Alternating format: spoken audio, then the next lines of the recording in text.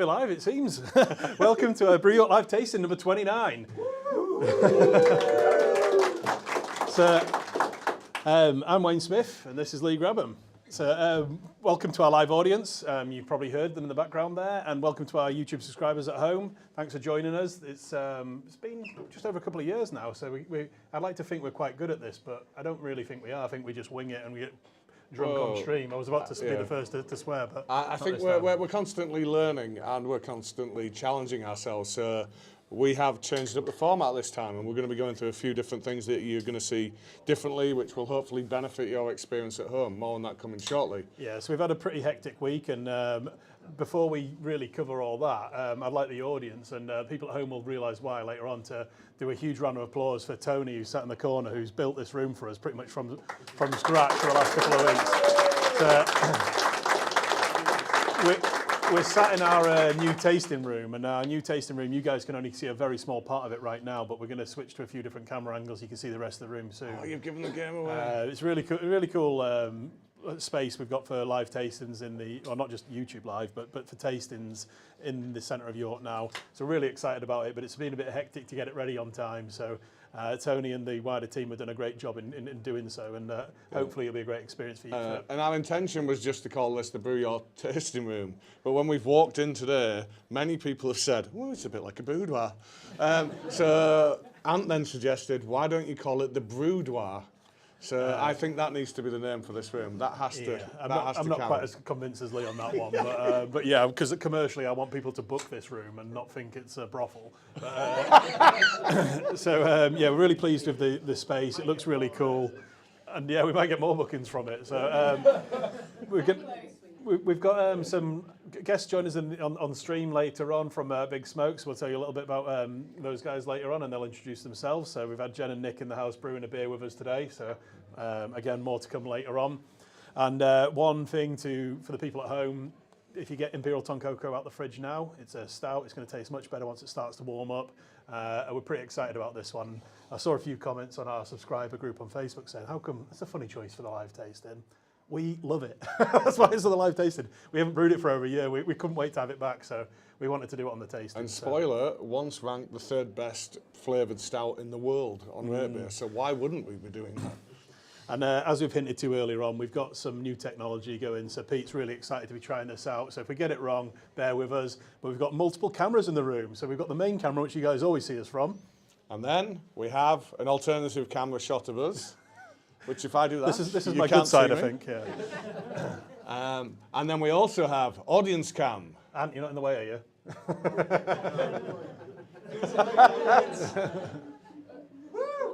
So hopefully we'll be switching between them throughout the stream. You'll get to see a little bit more about the room and see what we see. And if it goes well, we might introduce some more cameras later on into future streams for what we're drinking now, how it pours, and things like that. So might even send somebody on a live run round the bar, see if that works. And not just that, we've also got some fancy technology that now allows us to do screen overlays. So we can put stuff on screen for you to see at home while we're talking, such as this right here. Have we got it, Pete? So right here, you should be seeing a can visual of Thiol Cyrus, which is the first beer that we're going to be tasting tonight. So this is a thiol enhanced beer. So we'll be talking through the science of what that means a little bit later on. It's a shame I haven't got Jen on camera with me at that point in time, because she could have really helped me out there. Second beer up, we've got this one also here, Captain Strata versus the Nectarons, which is a 4.5% hazy. You can hopefully see what we've done there with the name. We're then going to be drinking Red Light, Green Light, which is a 5.5% beer inspired by a rather popular Netflix Korean TV series, which has been produced in a completely unique and new way to how we do things at Brew York. We're really happy with the results. We hope to do more of it going forward. Again, more on that coming up soon. And then we've already let the cat out of the bag. We're going to be finishing on Imperial Tonkoco, which, as far as Wayne and I are concerned, is the best in the Tonkoko series. So keep tuned for that soon. So you may recall that we did a poll on last month's YouTube to try and name the beer that we're about to taste here, Thiol Cyrus, and the name we all collectively agreed on was Something to do with Star Wars, wasn't it? I think Star Trek, the Thiol Frontier. Yeah, we decided, despite that vote, that it wouldn't have been our finest work. So we've gone with the even cheesier Thiol Cyrus. So yeah, apologies for not going with the popular vote on that one. We decided that it just wasn't cheesy enough, and we've gone with Thiol Cyrus, as I say. So we think we've put together a really strong box for you again. In there you've got Big Eagle, which is recently re-released, and that's to accompany Imperial Eagle, so you can taste the standard strength and the Imperial alongside each other. And likewise, we've included the standard strength Tonkoko, so you can do the side-by-side with the Imperial. We do have an apology to make. We were intending to include last year's Fairy Tale of Brew York, which is the gingerbread version for you. And when Lee says last year's, we didn't just save a load from last year. We rebrewed it this year for a re-release, which we can tell you a bit more about.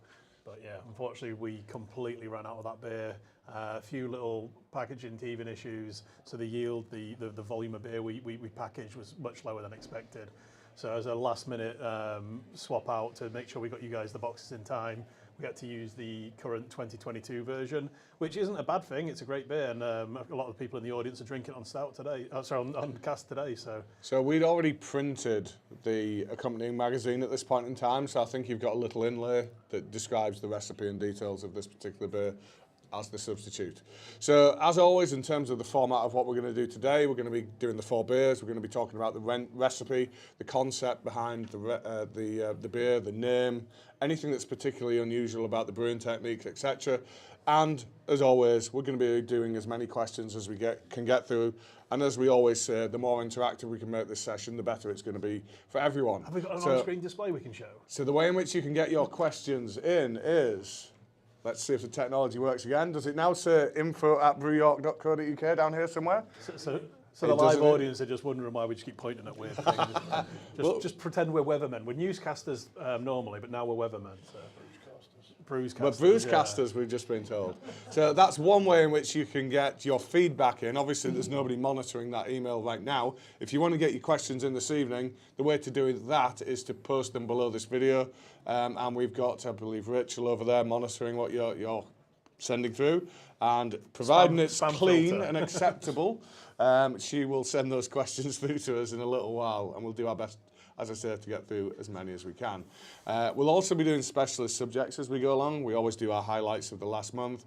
We're then going to bring Jen and Nick on camera, and they're going to tell us a bit about Big Smoke Brewery from what I now know to be Esher. I almost said it wrong. I was going to say, I keep wanting to say Esher, because I've got like MC Escher on mine. Yeah. But Esher from Esher. Okay, so they will be joining us for the second beer. Whilst we have them on camera, we're going to be talking about what it's like to run brewery operated bars, brewery tap rooms, and what difference that has made to the growth of our 2 businesses. And then we will conclude at the end by talking about what you can expect in the coming month with our beer releases and the next subscriber box. So, I'm not sure you've spoken enough yet. I think you should talk about the next beer. Yeah, so ordinarily it would be Wayne that would talk about the first beer, but we're doing Thiol Cyrus first. And as it's Miley Cyrus's Lee's favourite singer, he thought he'd cover this one. Which is why I'm sat here with a Slipknot t-shirt on. Obviously, I really love pop. And the more, what's it, twerking? Twerking, the better. That's why we've got the second camera for Lee to twerk for you. Nobody needs to see that. I think we'll see the numbers fall off instantly if I attempt to do that. So what we have made here is a thiol enhanced beer. So thiols are these kind of sulfur-containing compounds that form part of the oils that you find in hops. And they only represent about 1% of the total oil content in a hop. And it's usually in the oil where you're getting the flavour and the aroma from. And for many years, they were ignored because, well, it was only 1% of the stuff, so how could it possibly be making a big difference to what the beer was? So for many years, kind of hop research focused on the bits that made up the 99%. And it turns out, yeah, they're kind of important, but for whatever reason, these bits that make up the 1% have got incredibly low flavour thresholds, easy for me to say, and they can do some very interesting things in beers. So, yeah, big things can come in small packages, and that's certainly the case with thiols. And research into them really didn't begin until the early 2000s. And when you consider how long we've been brewing beer for, how long we've been using hops, this is one of the reasons I love the field in which we work, is because the science is ever evolving. We are always learning. And even with things like thiols and the science that's kind of coming about, or the understanding that's coming about now, it is only ever, this is our best understanding of how things are happening now. It doesn't mean it's the exact way in which they're working. We think this is what's going on. 5 years from now, people might have a completely different view as to, well, what was the thiol actually doing? How did it contribute those flavors? So the science around this is still a little sketchy, but they do some magnificent things in beers, and the science of it really comes more from the wine world. So thiols are what would, for example, give the character to like a Sauvignon Blanc, that kind of more, I guess, grapefruity, zesty kind of character. And we could go on about all the different thiol type characters, but they've got really unsexy names like 4MMP and so forth, which actually translates into a much, much longer name, which I wouldn't even be able to remember off the top of my head. So what did we do differently with this beer to try and enhance those thiols? Yeah, he could tell I was getting too sciencey. He's pulled me back. So what you do with a beer like this is, first of all, you need to find a way of getting more of these types of compounds into beer. And thiols don't just exist in hops, they're also present in malts. And they're actually present in malt in quite a high proportion. So you would find out what types of cereal grain would be high in thiols, and you would use them to construct your grain recipe, your grist. You would then do something which is very unusual. You would put some hops into the mash tun. So you'd find some hops that are already high in thiols, and the two big standouts are Cascade and SARS. So you would take one of those and you would put it directly into the mash tun to elevate the level of thiols that are present in the beer, to make it available to the yeast to develop into these beautifully aromatic compounds. Then you would do your usual boiling, and you would put some hops in during the boil, and based on what Charlie, an American brewing consultant we've worked with, has previously told us, whirlpooling, so putting hops right in at the end or cooling it and adding them, is actually not such a good idea, because you may intend to retain these thiol compounds and you're actually going to accidentally get rid of them. So it's quite different to what we've all been doing recently to produce these modern hazies. And then the other key thing is to allow these higher thiols to do their thing and to kind of represent themselves. You need to really cut down on the amount of hops that you're going to put into the fermenter, because the hops are going to stamp all over the character of what the thiol is going to present to you. So if you get the science of this right, you can actually make quite a cheaply produced beer. This is our first attempt. We did end up dry hopping it. We dry hopped it with a type of cryo hop called Cryo Pop, which I think is predominantly Idos Hose 7 from what I can tell of the character of it. And that is known to have high levels of this kind of substance again. But the base beer itself is pale ale. So when we make a, I don't know, think of lupullium. So 5%, like this one, 5% American Pale Ale. This is a 5% American Pale Ale. It tastes very different. So what the major difference is? Is it the hop flavour profiles, or is it the thiols themselves? It's thiols. I think for me, these ones are coming across a little phenolic. There's almost like a Belgian-like character going on in this. As I say, it's our first attempt. I think we can do more to kind of bring those kind of characteristics out. It's lent a little bit too much towards the Belgian side of things for me. I'll be honest, it's not what I was going for. It's still a great beer. Well, Bob in POC doesn't like it. Bob in POC. He was very quick to tell us on Twitter that. We love Bob. He's previous to the no filter, yeah. Thank you, Bob. But yeah, it's interesting. It's very different to something, like I said, like lupullium, but it's leaning way towards, like Lee said, the Belgium style of pale ales, where the yeast has a massive impact on the flavour character, and we haven't used any sort of special yeast. Sorry, we have, but we haven't used the Belgian yeast in this. I have missed out one step. So another thing that you would introduce is a powder which is rich in thiols, and this powder is generally from the skins of grapes. So the famous one is something called Phantasm. That is not the one that we've used. We've used an alternative to that. I don't even know if it has a name. I think we just called it Thiol Booster. Imaginatively Creative, titled, yes. So the science to this one is perhaps a little bit more complicated than we've discussed in the past.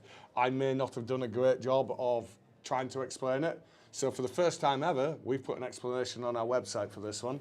So if you want to go to our website, look it up, see if they've done a better job of explaining it than me. Chances of that are high. Pete, have you done a link to the website? I'm only kidding. Oh, we caught you out there, didn't we? Oh, he's not smiling. Pete's actually got a little microphone built to the deck, so he can actually tell us to F off on YouTube as well. So, wonders of modern technology. So He told me he was going to flash me if we went on too long. I don't know what he meant though. Yeah, I was wondering what he's talking about with that. Yeah. I think he can control the camera as opposed to something in the corner of the room. So yeah, the interesting style of beer, and it's quite a complicated one to kick off with. So, which is why, unusually for us, we've gone from a 5% starting beer, and we're going to go down to 4.5% for the next beer, because the flavour profile is really delicate on this. There's lots of different things going on. But if we'd have started with beer 2, you wouldn't have been able to taste anything in this beer. So we wanted to work in a certain order to try and make sure you get the. In tasting and assessing a beer like this, don't be thinking of your big juicy hot bombs. That is not what this is meant to be. This is meant to be nearer to a wine in characteristics with the flavour profile. So straw poll, can we switch to the room camera, Pete?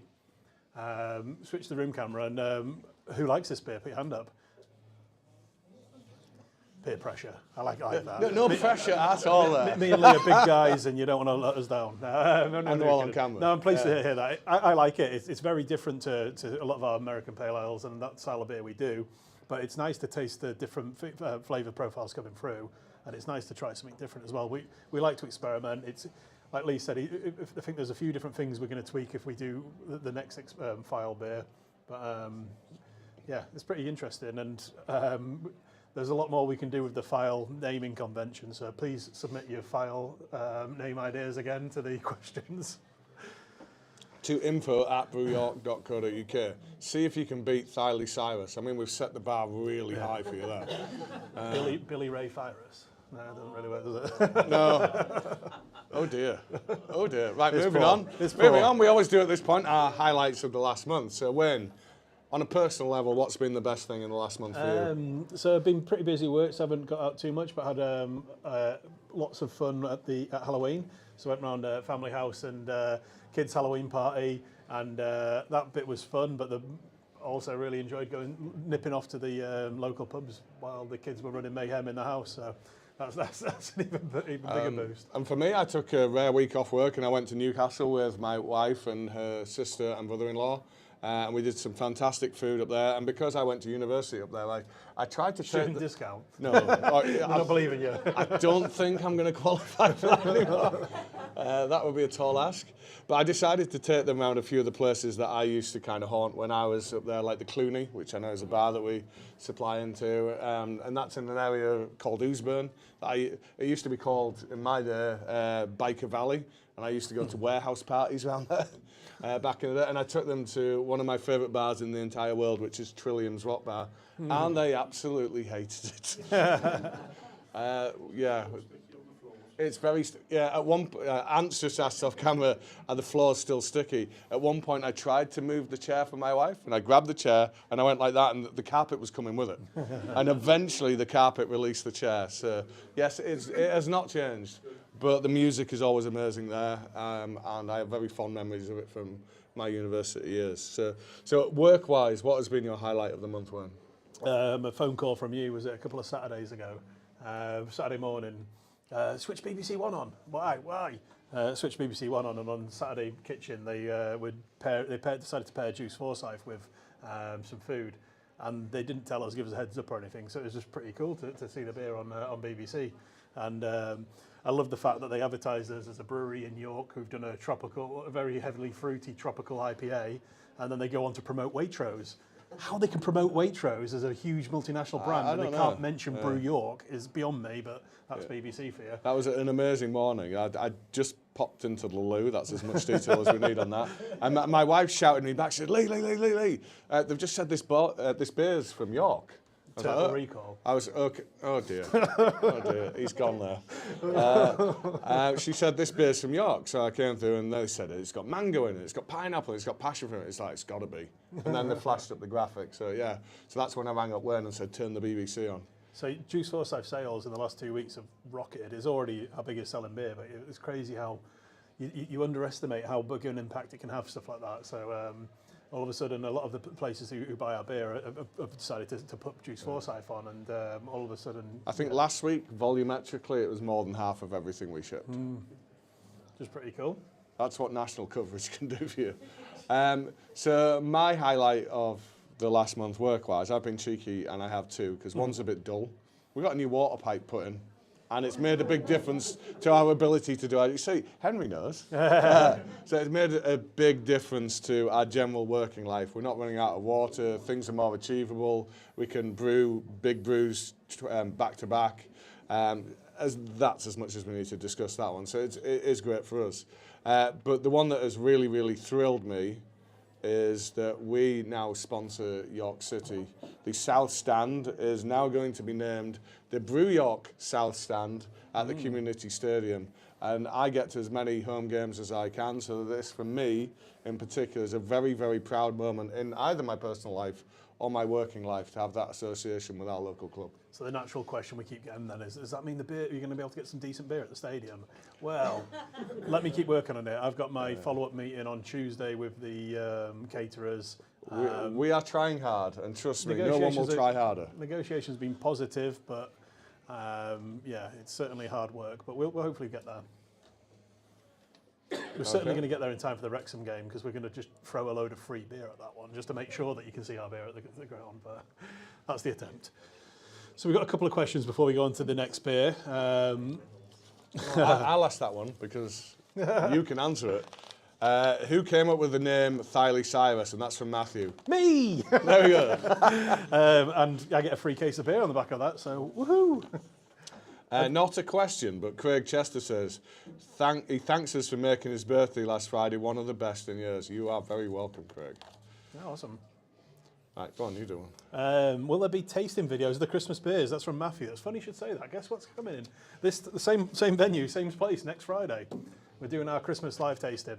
So I think Matthew's a plant. Rachel, you wrote that one, didn't you? So if you want to be part of that, unlike the normal YouTube live tasting sessions, this one is a ticketed event. So you do need to go on the website and purchase tickets. If you're a Drinking Outside the Box subscriber, you get a discount on those tickets. But we're doing the tasting next Friday, and it's one of the few ways you can actually get hold of the Barrel Aged Nightmare of Brew York, because it's sold out rapidly. So if you like it, if you like or you want to try the beer, then come to the tasting. We'll do it next Friday, and you'll be able to see what it's like. The reason I'm laughing is because we've just got a question from Vince about why is it called Idaho 7? Which Wayne thinks it's hilarious to continually ask me this question. And it's because they found that particular crop in row 7 of the field. Yeah, there we go. We've heard this enough. When they were doing the taste, growing the different hops, and they're trying out the different combinations, and that's the row where they found it, which is just a brilliant story. We should talk about it as much as possible. Right, just some general feedback. People are loving the sound and the visuals tonight. Brilliant. So good. Glad it's contributing the way we hoped it would. So one of the things that we haven't had to do today is bring in loads of light in to try and light up our really dark cocktail lounge, because one of the things we wanted to do and get the tasting room is get some lights where we could actually see people. So that's really cool, and we're going to put some dimmers in so that if you come in here for an event, you can actually dim it down as well. So it won't be this bright if you come in for a normal taste, and it's just because we haven't had our hair and makeup done today, so we need to get the lighting good. I don't think it'd help, but anyway. I'm going to hold the next question back because I want to get to the point where we can get our guests on camera. Cool. Right, so second beer. 5 minutes ahead of schedule. Throwing Ant off now. So you've already done it. We're on the right one. So it's the beers we need. That's what we need. Yeah. So the second beer I've got Ant out here. Is Captain Strata. So we mentioned earlier the name change of the beer. Captain Strata and the NECTARONS. No, we didn't. This one hasn't changed name. This one was named by the brewers, wasn't it? Yeah, I forget. I think had a it was feeling it was John, John. wasn't it? Yeah. So yeah, the name's a bit of a hat nod to a TV series from the 90s, 80s, 90s? 80s, I think, 80s and 90s. Oh, I think it might be earlier than that, wasn't it? Like 70s? Not sure. Anybody help us out here? Somebody quickly Google Captain Scarlet. When did it start? 70s, wow. 70s. So The consensus in the room is it ran in the 70s and 80s.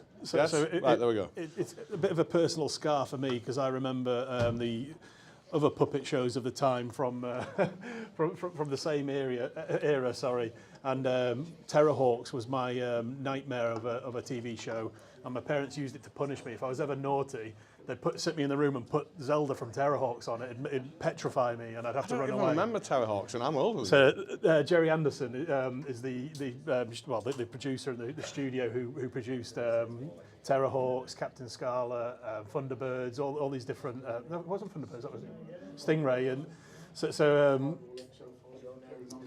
Joe 90, yeah. So one of the things we said to the branding guys, United by Design, when we came up with this concept was, be careful, we don't want to get sued. And we hadn't even launched this beer. We put a teaser photo on social media, and straight away we got a message from Jerry Anderson Studios saying, that looks really cool, how do we get hold of this? And I was like, we haven't even launched the beer. How does this happen? And we're like, why? Is this for your lawyers? So we were, oh God, we went green as well to try and mix it up a little bit, but yeah. Oh yeah, we really masked it, didn't we, by changing the colour? And so we sent them a case of beers and they absolutely loved it. So they've had it before you guys, and they're going to come down to see us in a few weeks' time. The marketing team are going to come and have a brewery tour, try some more beers out, and thankfully this is an example where it's which is awesome, but if you are a regular follower of us, you'll know it doesn't always end that way. Yeah, indeed. So the name itself is a play on the different hops we use in this beer. So this beer is Strata and Nectaron. So a tropical hop in Strata and a more stone fruit type hop in Nectaron. So Nectaron, like nectarines. So it's a big play on that. It was the last recipe from our previous brewer, Josh. He left recently to go join a brewery in London called Brick. He's going to be their new head brewer. So good luck to him down in Brick. He did some great pale beers for us while I was here, and it'd be a shame to not have that input into some of the pale beers we do now. But I think the wider team have picked up on a lot of his influence, and they'll be able to take the lead on their own recipes going forwards. So really interesting beer. The different types of hops we used. So I mentioned the Strata. Is that the one that was hot side only? Yes. Yeah. So Strata. So when we say hot side only, when we boil the beer, when we boil the wort, we use hops in that part of the process. That usually gives you your bitter in and a little bit of flavours, but it's mainly the bitter in. And then when we go cold side, that's when it's in fermenter, when the yeast is doing its work. And that's when we dry hop, and that one's massively heavy on the Nectaron, but a little bit of Strata in the dry hop. So, a hazy beer? Every few years, and it's quite rare, you get a hop that comes around, which is just epic. It totally bosses it over everything that's kind of been around in recent times. And Citra would be the big example from a few years back. For all it came about in the 70s, it really found its feet a few years ago, and it essentially established the second half of the craft beer movement. For me, Strata is the next big hop that's come about. I think this hop is going to be huge. It's massive on passion fruit. It's a really great hop. And likewise, the Antipodean side, the New Zealand side, the biggest thing that's recently come about there is this hop called Nectaron, which is really peachy. So we've kind of fused the next big thing. Oh, can we call it the next big thing? Mm-hmm. The current big thing of the American scene with the current big thing of the New Zealand scene. Do you like this style of beer? Because you've got 2 pints of it. See, I'm usually more of a West Coast kind of guy, but I can appreciate this kind of style, as you know, but I'd rather have something with a lingering bitterness. That makes me go back and back. I find personally, for this kind of style. They all kind of blend into one after a few, unfortunately. I need the bitterness. I did see a meme the other day, and it was about the about hazy beers, and it's just that they're all the same, it's just a different name. Harsh, but it does get quite like that. Maybe not too far from the truth. So this beer has been brewed with London Ale-free yeast, so it's kind of a default we use now on this style of beer. It's one of the favourites from the brewery team. We get a really nice flavour profile coming through from it. I'm really pleased with how it's turned out. We used quite a lot of oats in the grist, so in the grain bill that we used to make this beer. Quite heavy on the oats. We used my favourite shit malt. I don't think it's pronounced that way, but it looks that way, so it's spelt that way on the auto prompt. So I always have to mention it in the script if we use that, because Wayne just loves saying that. It's my favourite malt. And oats as well, quite oat heavy, but balanced so we don't stick the mash. So it doesn't get stuck like porridge and cause the brewers a nightmare. So yeah, I'm really pleased with how this beer's turned out, and I was quite surprised to go from 5% beer down to 4.5% beer, and the flavour is so much more dominant on this. It really very different to the first beer, and I don't think it tastes weak or anything like that. But I think I would imagine this one to be the stronger beer of the two. Yeah, it's really punchy, so for the lower strength. So this one's been pretty popular so far. We've really enjoyed it, and we actually have had some on cask. We only did 36, was it? Yeah, released this week, sold out this week. So good thing and a bad thing. It's great when beers sell out. It's bad because sometimes they sell out so quickly we don't get to try them. So we get to try this on keg, but if you do see it on cask, give it a try. I'd be intrigued at what the flavour's like on this one. Yeah, we mentioned the Jerry Anderson thing, haven't we? We have. So I think it's about time we got our guests on camera. So we're going to shuffle to our right, your left as you're looking at us. And then Nick and Jen are going to come and join us. We're going to do a little... So they're just getting mic'd up. They won't be long. So is this a good time for a toilet break? Any time's a good time for a toilet break as far as you're concerned. Although you are about to get... Doing that, I think people were kicked off the stream before when we used the one of the different cameras, so we're just going to stick to the main camera now. Okay, we've been told that when we tried Technology failed. Yeah, when we tried to change to one of the alternate cameras, we may have accidentally kicked some, if not all of you, off the stream. So we're going to stick to the single camera, and we'll do some more testing before the next session, and we'll make sure that that's not going to happen again. So Wayne, unsurprisingly, has disappeared off to the loo. So I'm delighted to welcome Jen and Nick from Big Smoke. So Jen, we go back a few years. We do go back a few years. And Jen, part of her brewing history is from York, and we'll come to that in a second. So great to have you here today. Why don't we start with you, Nick, because I believe you've been with Big Smoke for the longer. Yeah. What is it that Big Smoke does? What's your kind of philosophy with beer? What kind of style of beers do you like to make? How would these guys know you? So I suppose Big Smoke came about. We I suppose hospitality driven. We opened pubs primarily to start with. So our first pub was the Antelope in Surbiton, and from there we've kind of opened a few more, and it's kind of just progressed. So the first pub was February 2014. The brewery opened the back of that pub June 2014. Very soon after, we opened our second pub, and from there it's kind of just ballooned out. It all kind of started off in southeast London, and we've kind of gone a little bit further afield now, Hertfordshire, and opened up in a few airports around as well. So we've got a few sites in Heathrow and a site in Luton, I believe. Kind of get lost in it these days. They happen so fast. And it's been kind of a stratospheric rise, hasn't it? So that first place in Surbiton had a 5-barrel brew kit. Yeah, that's what we so started in off litres, on, what would that be? I'm putting you on the spot there. 800. Yeah, about 800 litres. Yeah. So you started doing 800 litres at a time in the back of a pub, Yeah.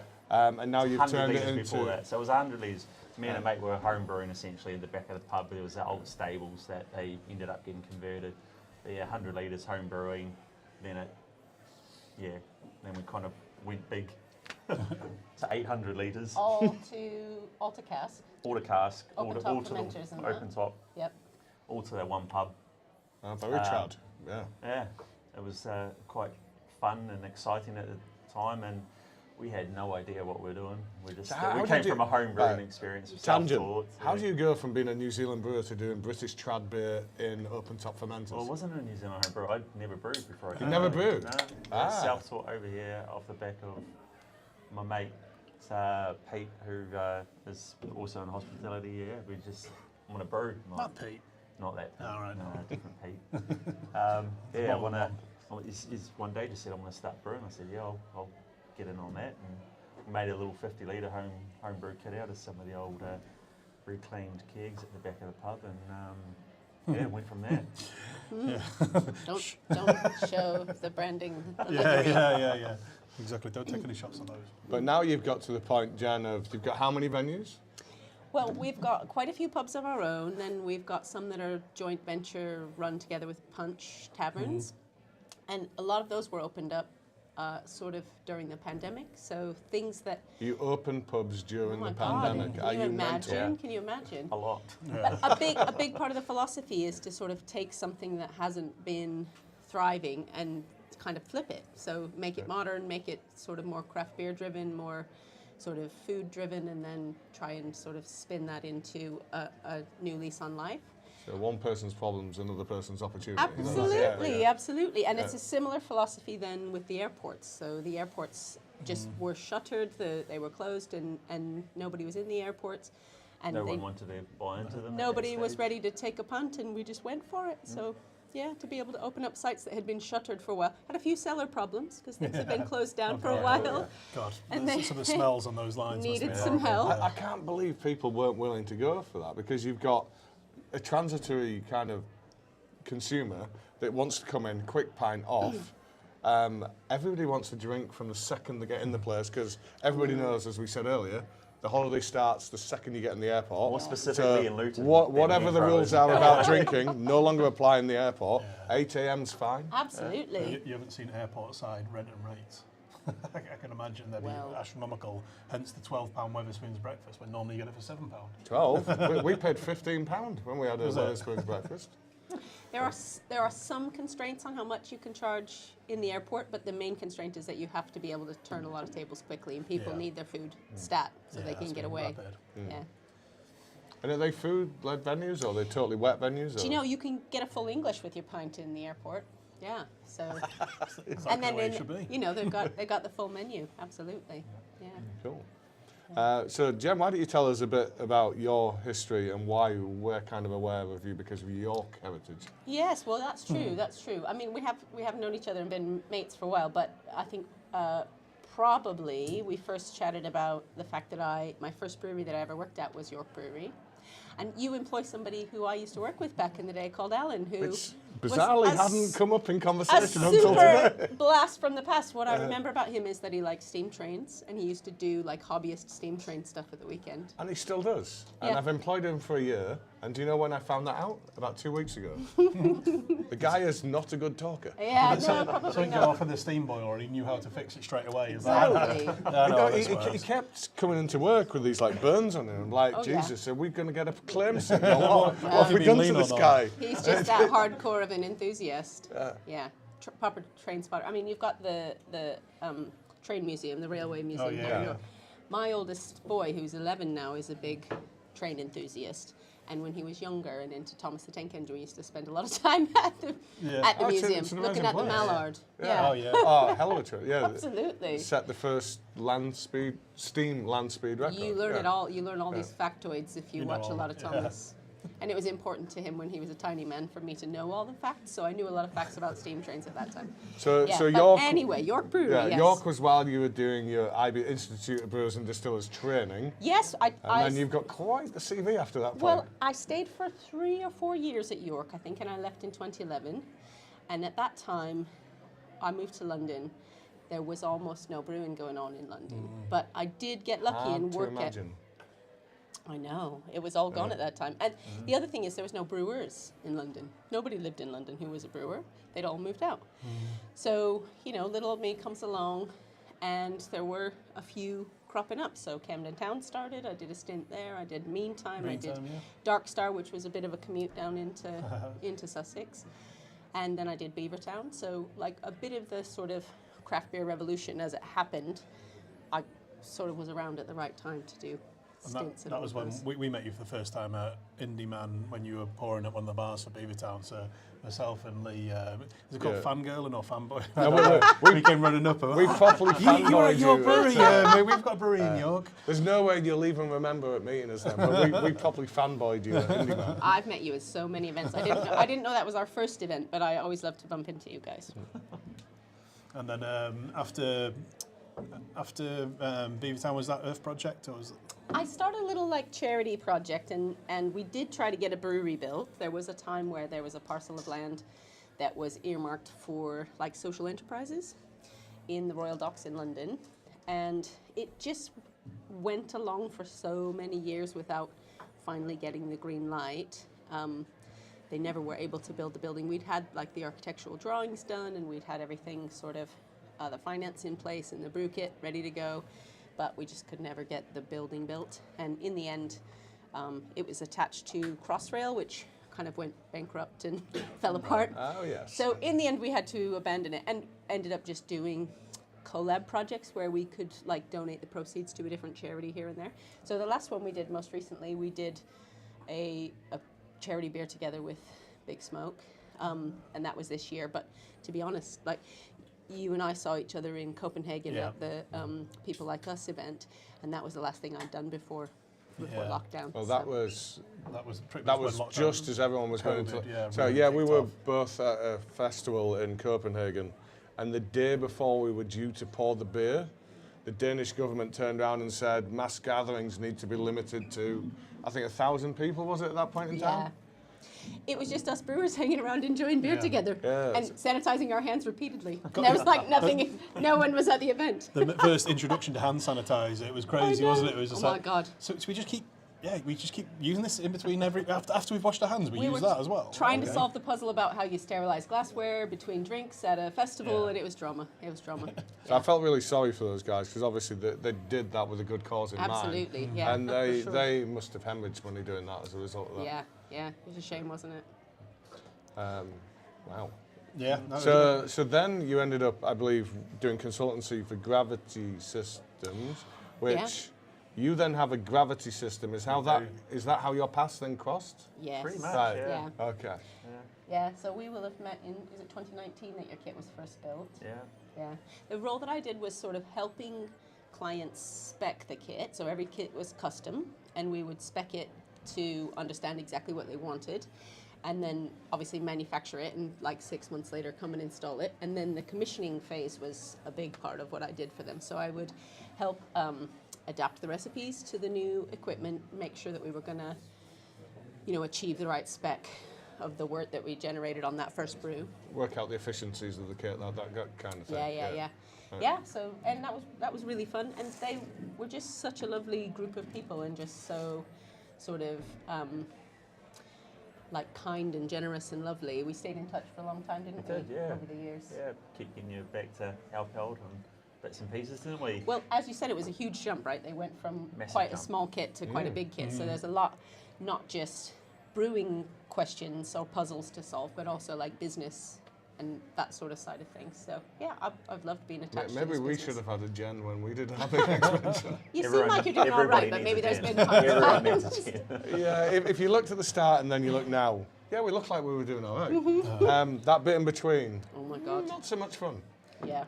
Well, I'll tell you, I've got with me now at Big Smoke my friend Sarah, who's a management accountant, and we worked together at Beavertown. We worked together at a few other businesses. And what a lot of small breweries need is a Sarah, actually, because a management accountant who really shows you like the proper calculations of how the business is running is so useful. I've got myself one of them. Fantastic. It's called Wayne. Yeah. Is that your I gig? used to be finance director in a previous career, so and now I have for a short period of time I have a Jacob. He's our finance manager, but he's leaving us in He's off to go and work at Forest Road Oh, really? In London? in London. I've seen that. I think he's We- going to do like we- one we day down there a pulled the week face and when he then said that. work Yeah. remotely for the rest of it. He Yeah, we said, could good stay. luck to you, mate. yeah, well, exactly. We can talk off camera about that. Well, I mean, that really keeps the wheels on, and so many really successful small businesses that don't quite know how to do that side of things. They can keep their head above water when it's boom times, but we're not in boom times at the moment in the industry, so it's tricky to keep the wheels on. Yeah, we talked about this while we were doing the collab brew today, which we'll tell you guys about shortly. We talked a lot about how the state of economy and the challenges on pretty much everything, but energy in particular, has made us have to think so differently about how we brew and what we do and what equipment we can use to try and keep the costs down, keep things running smoothly. And it's really difficult. It's lots of stress and pressure. But one of the things that Lee said was but it will make us better for the longer term, because we've had to consider these, and these things will make us more environmentally friendly, it'll make us more conscious about costs, and it'll make sure that we make the beer for you guys ultimately, hopefully, more affordable. I think if there's one thing the last 2 to 3 years have done, going from pandemic to wars to cost of living crises, first of all, we had to build kind of more divergent businesses. So you had to diversify, that's the word. You had to diversify. So we all, you used the word earlier, pivoted. We all pivoted, and you had to do the online, you had to do this, you had to do that. And then beyond that, we're now having to build more sustainable, more independent, more robust businesses, just to keep the lights on, quite frankly, just to keep going. No, you're Everything right. has to be energy efficient, and you've got to eke out every little last drop of every piece of machinery you can to keep it going. And we've both changed CO2 suppliers. I know this isn't very interesting, guys, so just bear with You us. want to talk about CO2 It supply? keeps us going as a business. But we've both just changed. I'm going to do it very light touch. Rapid. We've both changed CO2 suppliers to get a tank supplier that's not going to cost us as much, that then allowed us to move across to a supply that is green. And doesn't have the energy surcharges that comes with the fertilizer industry, which the CO2 was being created through previously. So we both, without even talking to each other, we both found that is the better route in the last sort of 6 months, and many others in our industry are doing that. And then we were talking today about where hopefully within 9 months we're going to have solar panels across all of our roofs, and we think that will hopefully do somewhere between 1/3 and 50% of all of our electrical requirements. And then we're going to pass those details on to Jen, and then hopefully you'll be looking at doing similar down in London. Yeah, and like we were discussing today around at your production site, like those are really painful costs to take on, but in the scheme of things with energy costs, it's so worth it. And then we bite the bullet and we are more sustainable long term, so that's fantastic, isn't it? Yeah, well, you were telling us earlier that you're just coming off one fixed energy contract and you were going to go on to another one, and they wanted something like £1,000% inflation, and you're going to get away with a 390% inflation? Yeah, crazy. and that's the Absolutely best we ridiculous. can do. What was it in pounds? That was like four. Oh God! Well, so £250,000 per year difference. Yeah. It's crazy. Where do you find that money? In? Yeah, because we can't pass it on. Ultimately, you guys want to drink beer, but you don't want to pay a huge premium for it. And somebody out there is going to be putting out cheap beer. They might go out of business for doing so, but ultimately they will provide you an alternative to buy in the meantime while we try and survive. And it's difficult because we can't pass the beer, these cost increases onto the end consumer. We have to be really careful and selective about what we do. So it's a real challenging time to be business. So. And it's kind of traditional, if I can call it that, in our industry, to do like once a year price rises. You get January. That's the opportunity. That's when we do our price rises. Some breweries, because of these extraordinary times, have done interim price rises, and I've seen some that have done multiple price rises. And I get why they're doing it, but that doesn't win your business. That's just going to lose your business. So we're trying to hold off as best we can. We're trying to get through to January. We are going to have to do a price rise. It's unavoidable, but we're going to try and do as much of it then. And as we've just discussed, we're trying to find efficiencies elsewhere with the CO2, with the solar, with all of these other things to try and make sure that we can pass on as little of those costs, inflations to you as we possibly can. But it is unavoidable. You've seen it in the media. It's going to have to happen, whether we like it or not.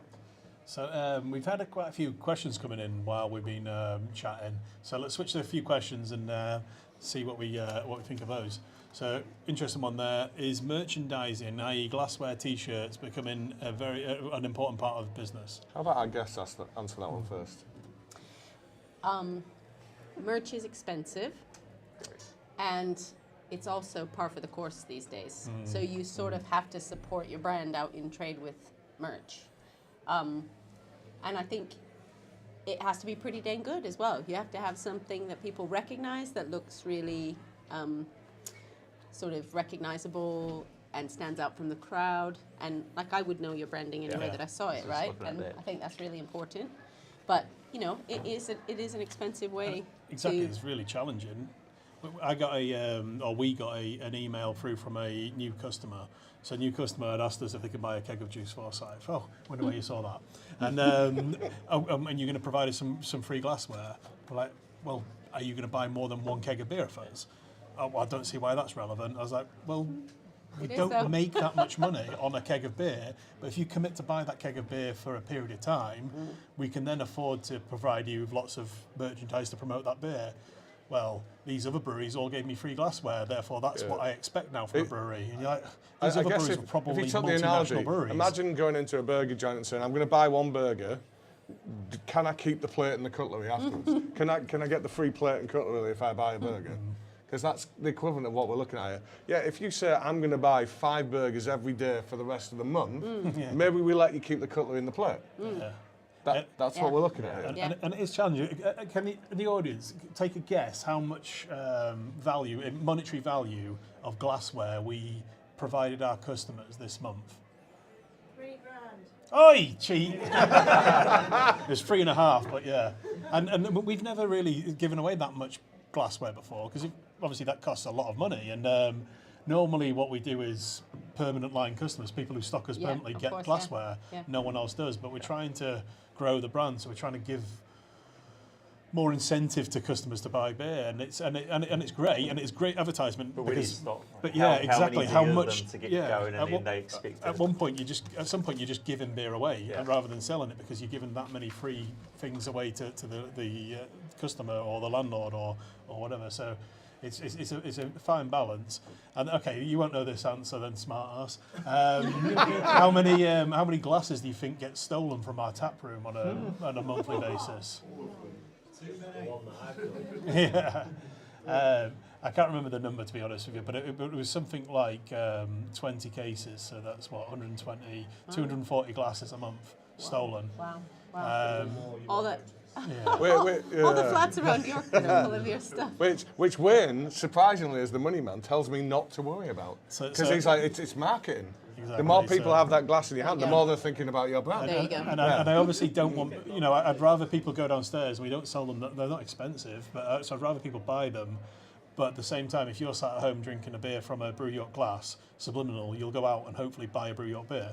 But I can't prove that. That's just me hopefully thinking that that's what this does. And if you're drinking the beer all the time and coming here all the time, it makes sense. But some people are in York, they come for one beer and they take the glass. So we incurred a loss from your visit. It's a souvenir. Well, anyway, let's so merchandise. Merchandise is a great thing, but it's really challenging, and there's an expectation now. So obviously everyone's under the same cost pressures as we are as a brewery. All the pubs are as well. So they need something to justify buying the beers they do, and if that means free merchandise, that's their expectation now, and it puts a lot more pressure on us then. So challenging, but we try. Right. So first question I have is for our guest once again. So do you do big stouts? I guess you should do with the name. You know what's so interesting? So Nick can say whether we've done them in the past, but we have a lot of like core beers that are pretty sessionable because we run pubs and we know that's where the volume is at. So that's a lot of what we produce. But Speaking of which, P.S. Your pubs look stunning. oh, excellent, you. fantastic. And that was from Gareth, by the way. But we are coming to London shortly, and Indeed. we're going to do exactly that, aren't we? Well, we're going to lean on you a bit for that because I think you're famous for that sort of thing, and we are going to go for one. Dry January feels like the ideal month, really. Yeah, to have we're a big with stout. Massive stout. We're at the slowest. January we're doing obviously the collab, Yeah. so we're doing the Imperial Stout. I think that's what we decided on, and we're also releasing a non-alc at the same time. Nice, counterbalance, yeah. Take care of everyone. So people can buy 2 pints and it balances out Exactly. in That's ABV. perfect. Online Foco enjoying the nerdy industry chat about CO2. Really? Energy costs Yay, and nerds. what we are doing about it. They are getting fly-on-the-wall insights. So thank you for that. I hope everybody agrees. I suspect not, but thank you. It's just part of the obviously everyone is struggling at the moment, and not just our business, but people at home are struggling as well. So it's part of the thing you don't usually see in a business. You walk in somewhere, you sat in the pub, you're having a pint, it's like, oh, it's nice and warm in here. I'm going to plug my phone in, I'm going to charge it. but all these things, obviously, the businesses ourselves are worried about all these things, like you guys are worried at home. And it's something. It's great when we collaborate with other breweries because we can share ideas and talk about what we're doing and hopefully help each other out. But it's probably maybe not as interesting to you guys at home. But thanks for showing your interest anyway. Next one, staying on the theme of energy. Will there be a way to move away from gas burners to heat the tanks? So I'll kick us off there. That's use from Craig. electric. So, Go. so the scale that you are is somewhat governs your choice of energy. So if you're small, electric's a viable option. As you start to get to even medium size, electric is inefficient, takes too long. So then you move up to gas. And then when you get big, you then do steam, but the steam is created generally by gas. So you're still gas dependent. Gas is good, right? It's kind of unavoidable. I mean, there's one company we've been chatting with recently who would put in an effluent plant for us. It'd be a self-contained effluent plant, and some of the kind of biological stuff that we would be ordinarily putting down the drain, they would have it anaerobically digested by bacteria, and that would create gas. But it's not going to be enough gas to power the steam boiler. It's going to reduce the amount of natural gas that we're dependent on. Yeah. It's hard. I mean, we are all very, very dependent on fossil fuels, whether we like it or not. investment to get to that, Yeah. isn't it? And So for a tiny percentage. Well, going in, really. there's a company that's coming about now, and they've got some good funding because obviously the kind of environmental angle that they're filling. Where, like we've got the self-contained shipping container with the steam boiler in, Yeah. you can get a self-contained shipping container effluent plant that you can then pipe in, and they even do the connections, and they'll pipe it into your gas. But I can only imagine, as good as it would be, providing a small proportion of your overall gas needs. But maybe that still makes it worth it.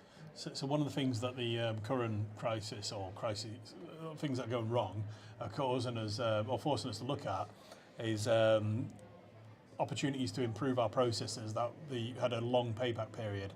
So changing our CO2 provider to a natural sources was something was high on our priorities, but the payback period, even though it was good, it was something like 9 months. I don't know off the top of my head, it was 9 months. So we invest that much money and we get the money, it'll pay for itself in 9 months. Fortunately, there's too many other things going on that we couldn't justify that, even though it was a reasonably good return. As soon as the CO2 prices spiked recently, it was about 2 weeks payback period. So instead of buying CO2 from the current providers at the ridiculous pricing, we could afford to buy a new tank, install it, switch provider, and all of a sudden we'd saved money. I don't know how on earth we would have paid for that money, that extra increase in CO2 from nowhere. I don't know how we would have paid for it, but all of a sudden it was a no-brainer. We had to do that. We had to take that step. And those type of opportunities make you really think, and that's where the photovoltaic, the solar power has really come back into play again, because we've been looking at it for a long time, but if our energy pricing is going to keep going up like it looks like at the moment, we have to do something like that because it's just unaffordable to run a brewery without that. Are you looking at solar panels on both sites, here and production brew? No. If we mention two, it's because we've got two buildings at the other side, and they've both got massive roofs. So if we could do the whole of those, Yeah, you do then have a that's lot of big space enough. there. I think Ant's Wolf or something like that, Oh, was I imagining that? He's probably trying to encourage you to No, I Ant think he's saying the next beer. Ant has told us we beer, have lots of next time. beer. No, Ant has told me we have lots of time. You've got another question or two. Right. So what beers do we want to sell at York City SE if we get the chance? And that's Matthew. Good question. Minster Men Pride, obviously. So, we are, if we get the opportunity to put our beer into the stadium, we need a beer that we're competing against multiple lagers, John Smith's, I think, and a few others. And we need a beer that's accessible and not too crazy. I'd love to put Imperial Tonkoco in there. I don't think the every day. Minstermen's going to love that. So yeah, we're gonna go with Minstermen Pride, which is. I'll just have a half-time pint of 7.5%. Well, you're only going to get one pint. Dessert stout. By the time you've queued, you're only going to get one, so you might as well get your bang for your buck. Fine. But yeah, no, we're going to go with Minstermen Pride, and hopefully they want to put that on, and then we're going to have at some point we're going to re-engage with York City Knights and hope that they'll come to the table and talk to us, because we'd love to do a beer for those guys as well. But Awesome. It's been so hard to get a meeting. It has. So, I like this next question. Will Lee be going to download next year? Of course he fucking will. I did the first one. Again, Yes, sir. I mean, who's headlining the Sunday night? you. No, Slipknot. So, of course I'm going to be there. Yes, I will be at Download this year. Can we get our beer in there? Only if I smuggle it in, I suspect. Do a Slipknot beer. I'd love to do a Slipknot beer, but I don't know if they've done a beer. They've done a bourbon. There is the 9, which is the bourbon. You just get on the rider and not necessarily on the bars, and then you'll be there backstage. That's what you need. I would do whatever. Whatever we need to do, yeah. You can get me backstage. Right, you heard it here. This is live. This is recorded. Ant is going to get me backstage at Download while Slipknot on. Well, you Awesome. He hasn't told you what you have to do yet, but yeah, you can get you backstage. I can get them to sign my tattoos, and then I can get them like tattooed in as well. Next one, and final one for now before we move on to the next bit. Are we going to see more Brew York cask in York? I think I know where this one came from. And will the full pint campaign of Camera cost you money? So are you going to see more cask beer, more Brew York cask? You're going to see more Brew York beer full stop in York, whether that be cask, keg or can, because directly behind you is our new fantastic York-based sales girl, Jess. And she's made a fantastic start, and already we're getting more of the beer out there. And the request, Jess, was for more cask. So we'll have to make more, and then you can get out and sell more. Yeah, we're now on Seaver's, what's it called, Beer Flex, with a handful of our cask beers. So that alone puts us into the availability list of a lot more venues. We've seen how much they have to pay for the beer that we sell it to, which is ridiculous. Yeah. Pubco models. Nip around the corner and grab it. Yeah. So yeah, the markup that they're paying is crazy. So I don't expect every one of them to just jump on and start buying our beer, but we've made it available, and that hopefully will have a bit of an uptake as well. And the full pint campaign, correct me if I'm wrong here, Stu, that's where you can demand liquid up to the line rather than having the head, yes? Ridiculous campaign. Well, we're in the north of Sorry. England, so I absolutely do not advocate that. Sparklers are best. You need the cream. It makes the better pint. The demand is bigger glasses. Oh, all right. So you want more than a pint? And the camera going to subsidise that? Yeah. You want the full pint, then the head. And then the head, yeah. And then once that head settles down, it's You more want than more a pint. again, fill it up again. It's a crazy thing. For me, even as a tight Yorkshireman, I love a reasonable head on a pint, and I often tell people off for trying to keep topping it up. So, and I don't just mean in our venues, wherever I go, like, that's perfect. Stop trying to force more beer into that pint. That's great. I'm like, It's one of my biggest bugbears is watching just stop pouring beer publican over the side to overflowing a pint. It's horrible. to wasting watch, isn't it? beer. Yeah. So, not particularly a campaign that we'll be supporting, but we'll be keen to listen to why people think it's a good Yeah, thing. but particularly in the north of England, the head is a major part of what the beer is. And that sparkler is designed to release CO2 from the beer, and that's because it increases the aromatic properties of the beer. So 80% of your perception of flavour, as I've said many times on this, is aroma.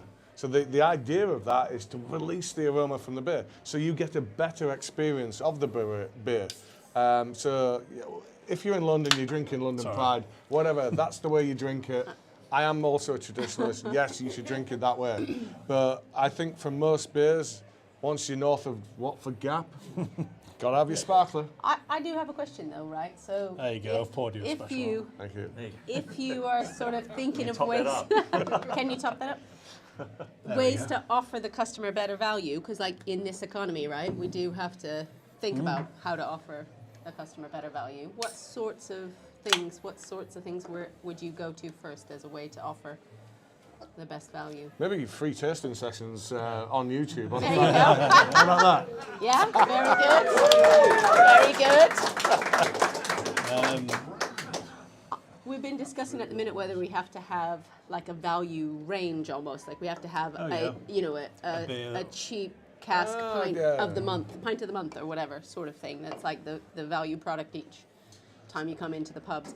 I don't know, like I do think giving people an option where they get really good value. Well, we're looking at, without giving too much away about our plans next year, because I am known for revealing too much after I've had a drink, is one of the things we want to do that we've never done is a blonde. Right? Which is more delicately hopped. It's lower cost, it's more accessible, and it fits probably with that beer. Quicker to turn around as well. Yep. What's called the beer company type method. The pub co-op. But yeah. So if we make the price to them cheaper, the price to the bar is cheaper. Yeah. So, I don't know what the average pint is in your venues. I'm guessing cask beer is going to be at least £4 because Well, you've got a London premium. $3.95 is the proposed value price $3.95? point, so That's all right. very good for a It's London good value, postcode. isn't it? Yeah. So York's not particularly cheap for beer, and there's not many venues in York where you can get a pint less than £4. And if you can, someone besides Sam Smith's, someone let me know where it is. But most of our cask beer's always been low mid to high £3, so £3.50 to £3.75.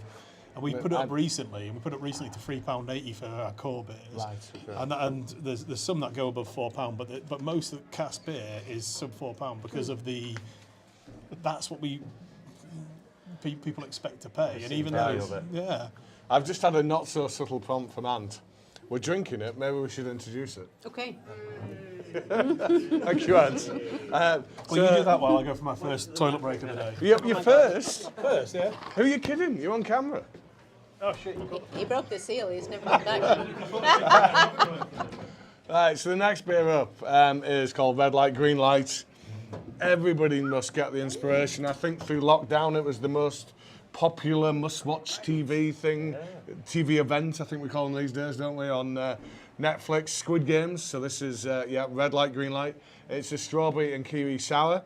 And what we've done with this beer is a completely new technique to us. So we co-fermented directly in DPV with 2 forms of lactobacillus and a creek yeast. So why you wouldn't ordinarily do that because lactobacillus is a naughty bacteria that if you allow it to carry on into the process will keep going and will sour your beer and cause secondary fermentation, exploding cans. Not good stuff. But it likes a higher fermentation temperature, similar to our body temperature, 37 degrees. That's why it's the most common type of bacteria we have in our guts. It's the thing that makes yogurt. So lactobacillus, and when we've ordinarily done sour beers, we kettle sour them. We use a type of lactobacillus called plantarum. You'll know where I'm getting that from. It's Lanneman's sour pitch. But that's a good way of souring, but it doesn't give a very broad flavour profile. Whereas for this, we've used plantarum, but we've also used brevis. And brevis gives it a much broader flavour spectrum. Yeah, a more complex character, I think, would be the way of describing it. So we've put that into the fermenter at 37 degrees C, which for most yeast would be completely inhospitable. Most yeast would absolutely hate that. If it would do anything, it would produce nasty alcohols that would give you headaches. But there is this type of heritage yeast that comes from Norway called Krek.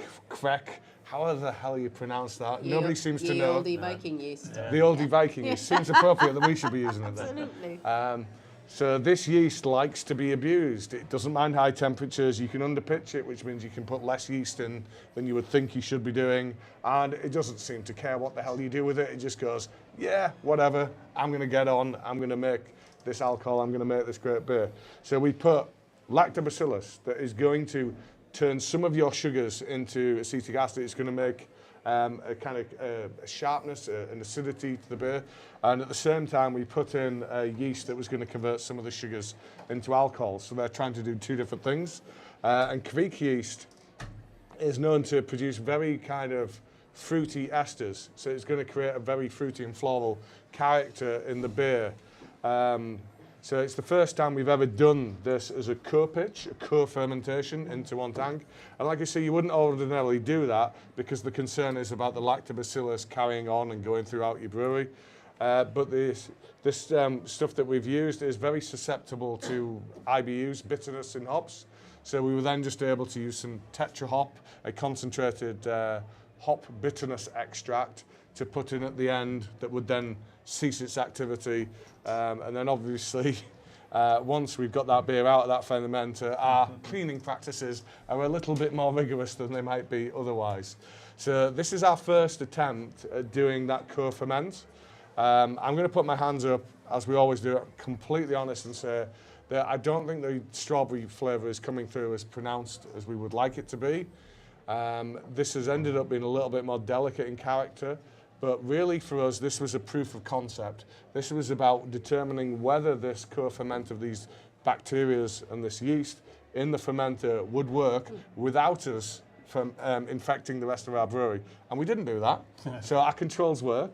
So we are working with this kind of approach for a new beer that you're going to see next month, which is going to be much more impactful on flavour. And strawberry is always a really hard flavour to capture in a beer because the fructose, the fruit sugar, ferments, and most of the flavour in a strawberry comes from the fructose. So if you fermented it, you got rid of it, you're leaving nothing behind for the flavour. So you won't really get that many strawberry flavoured beers that actually taste of strawberry. Unless they put fake unless stuff there's in. something fake in there. Or they've used pasteurisation. Yeah. I tasted this for the first time when Lee and Tom, our head brewer, said to me, have you tried red light, green light yet? I was like, no. What tank's it in? They told me. And I poured my sample. I was like, it's warm. It's so weird. I mean, they didn't give me the heads up that it was obviously what fermentation. Temperature. So I was in a panic. I went straight to the control panel. I checked the Went to temperature. turn it down. Yeah, I was like, holy shit, it's like 38 degrees or something. So I went back. I was like, guys, they're like, oh yeah. Yeah, it's meant to be. Don't worry about it. All right, so I'm trying to do this taste test, and it's so weird drinking a beer that's that warm. And they were like, "Oh, did you like it?" I was like, "No, I it's did warm. not." It's just weird. I couldn't get my head around it." And so this is kind of the first time I've tasted it when it's actually the right temperature, and really enjoy it. Really nice, and that's. I wasn't expecting to like it because of trying it warm and not enjoying it, but trying it at the right temperature. And although, like Lee said, the strawberry is not massively prominent, it's there, and that's what I really like about it. That strawberry and kiwi are delicate flavours anyway, so it's quite nice. And to have that. what we had to work with, I originally tried to source some, you'll know Amaretti, who do the flavourings. It's quite big in the US, isn't it, for like flavouring purees, flavouring syrups. They kind of started out doing the stuff you'd have on your bar for the cocktails, and then they do it on a grander scale for people working in the craft beer industry. So I ordered a ridiculous amount of this stuff, and then it didn't arrive, and then it didn't arrive, and then it didn't arrive. And then the finance department said, we've had this massive refund. Have you any idea what it's for? And I was like, well, that does look kind of like the number I paid for this strawberry stuff I'm waiting on. And it turns out they didn't have it in stock. They didn't tell us, they just sent the money back. Yeah. So we then had the last minute challenge of trying to find an alternative source of strawberry, and we were kind of committed at that point, so well, we're going to have to do it in a similar way. So have you heard of, you must know Monin? Yeah. Monin, who do the bar same spice. kind of bar syrups. That's right, yeah. So we sourced lots of the Monin strawberry syrup, and that's what we had to put into this beer to create the strawberry character, which I think for the most part has worked, but like Wayne says, the flavour is so interlocked with the sugar, it's hard to ferment out the sugar without at least losing a big part of the flavour. So I feel like we've disappointed a few people with this beer because they're expecting... I like it. It's good, isn't it? You compare it, it's subtle, but you can Yeah. definitely taste it in there. But- I think it's really well balanced. Well, There's a lot- we've looked at the early feedback though, and people are thinking, why is it not like copper beer? Yeah, exactly. That's the thing though, mainstream people people. and that's, I don't like brewing fruit beers. Yeah. I'll have it known, our sales team love a fruit beer. I really dislike them because it's so hard to get really right. But that's really nice. We did one, our serpentine with Thornbridge, and I liked it because it was subtle. We went for a St. Clement's, and both of the flavours were there, but they were very subtle. But I felt Oranges and lemons, like the song. yeah. But use me, it. it was a really nice drinking, easy drinking beer. If both of those flavours had been huge and like very prominent, it would have been a little bit more intense and harder to drink. So I really like it. I think it's great. Thank you. No. And the complexity of the acid profile, It's like worked, you're saying, hasn't it it? is. Yeah. Yeah, really good. I really like that, and you're right. If we'd had the bigger fruit profile or bigger whatever profile, I think some of that might have got lost. Yeah. So this is why when Lee said it was a proof of concept, we know that that's going to work quite well. We're just then going to tweak a few of the different things for the next version we do, and it probably will be a bit more intense in the fruit side of things, but it'll be different fruits, and they'll work fruits that we're familiar with and we know how they work. Yeah. And Hopefully, at the end of not too this, expensive fruit. at the end of this, you find out what's coming next month. So we will touch on what that beer is. So we've got a few more questions, but while we do that, I just want to wave Ant across. Come on to camera. While we do a question. Well, like he's a pigeon. I'll On, play it. you're not off to Lou again, are you? No, I want to talk to Ant. I thought you were doing a question. I wanted to whisper something to Ant, but I've got a microphone on. How's this going to work then? I don't know. Take it away. I've already pre-warned them about. So sorry about that. Lee handled that interlude really well and kept you all entertained, didn't he? So, On that note, I'll be back in 5. so we are doing a Fantastic, question. amazing. These are the questions we've already done, aren't they? So we got some more questions. I'll just ask you guys a couple of questions because we do have another topic to come on to shortly about venues. So one of the you guys are obviously at our site in York. We're a little bit off the beaten track, but York's a really small city. You can walk from one side to the other in 15 minutes. But when we first set the brewery up, one of the things we wanted to do was brew great beer, have great branding to catch people's attention, and have great venues to help people encourage those to drink our beer. We couldn't guarantee any of those things, and we had a little tiny site on an industrial estate in the outskirts of York, centre of York. But we were massively pleased by how many people started coming down to see us. We got regular traction, and all of a sudden we had a end consumer paying us retail price for beer. That was huge in helping us grow as a business. Is it a similar story for you guys? Yeah, so I think the industry has realized that being able to sell pints over the bar has to be a necessary part of a business model. Just being a manufacturer is a hard business. Like, you don't have as much control of the experience that the customer has or putting forward the brand, but also the margins aren't as good. So it's very, very competitive and saturated out there, isn't it? So I think one of the key advantages in this sort of difficult economic climate is to have our own sites to sell to where we have, guaranteed volumes, but also that feedback loop where you can hear. Feedback's huge, isn't it? Yeah, you can hear what customers make of it, and what's selling well, and what people like, and what people want more of. Or it's also motivating as well. So you're getting good feedback from your customers. The team feel it, and because of that, you're more motivated to keep doing what you do. When we first started Brew, when it was just myself and Lee and a few friends and family helping us out, we were brewing the beer, delivering the beer, selling the beer, then running the tap room downstairs, and it was super intense. It's long hours. They haven't changed, but the thing that perked us up and kept us going was you work in the bar after a long week, and you've got people say, "I really like this," and all of a sudden you get the buzz and you get that, you feel really positive about it. Another reason why we do these type of things, because it's great to get that customer interaction where you get direct feedback and people tell you what they think about the beer. Sometimes it's great feedback, sometimes it's not so positive feedback, but it's nice to hear it, and you can learn and build yourself as a business. That first year, maybe even 2, of having that direct interaction with the consumer across the bar was huge in terms of shaping the direction of our beers, and in particular our core range. So forgive me if you already went through this, but we launched with nothing sub 5. Yeah. And then we've got people across the bar saying, we love the flavours, but my God, go easier on us. So from that, Session beers. you might not be able to tell on the camera because obviously it shaves the pounds off, but me and Lee are actually pretty big guys in lots of ways. And we can drink quite strong beer and it kind of become our normal. So we drink 5% beer as I was a session size thing. 36 when we started the brewery. I'm a 42 now. We don't share all those things. Well, that's the difference, because we were doing, You're still probably a size 36, so you haven't quite got to the stage of letting everyone do all the work for you and putting on all the weight. But yeah, it's a great industry to be in, but it's obviously lots of nice delicacies to have in beer and food, and enjoying that side of it. Maybe we should do some sort of team activities where we go and play rugby again or something. I don't know. What, you and me versus the team at rugby? Well, then we're responsible for half the team being absent from work. I don't think so.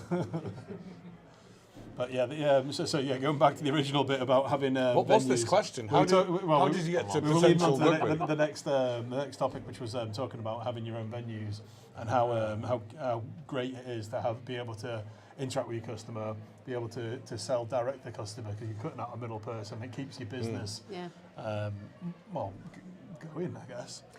There's a synergy there to have your own sites and your own brewery. And I guess, the UK invented the sort of tied house model. It's an efficient model, it's a good model. But also you can control that brand experience. So to the extent that, you sell a permanent line into a customer and you want to give them all the POS and merch to support that, so they have the brand experience when they get the pint, in your own venues, you've got that times 1,000, right? Because you've got the whole site and the staff and the menu and everything, the menu, it all sort of complements. Yeah. And have you done the access to market bit yet?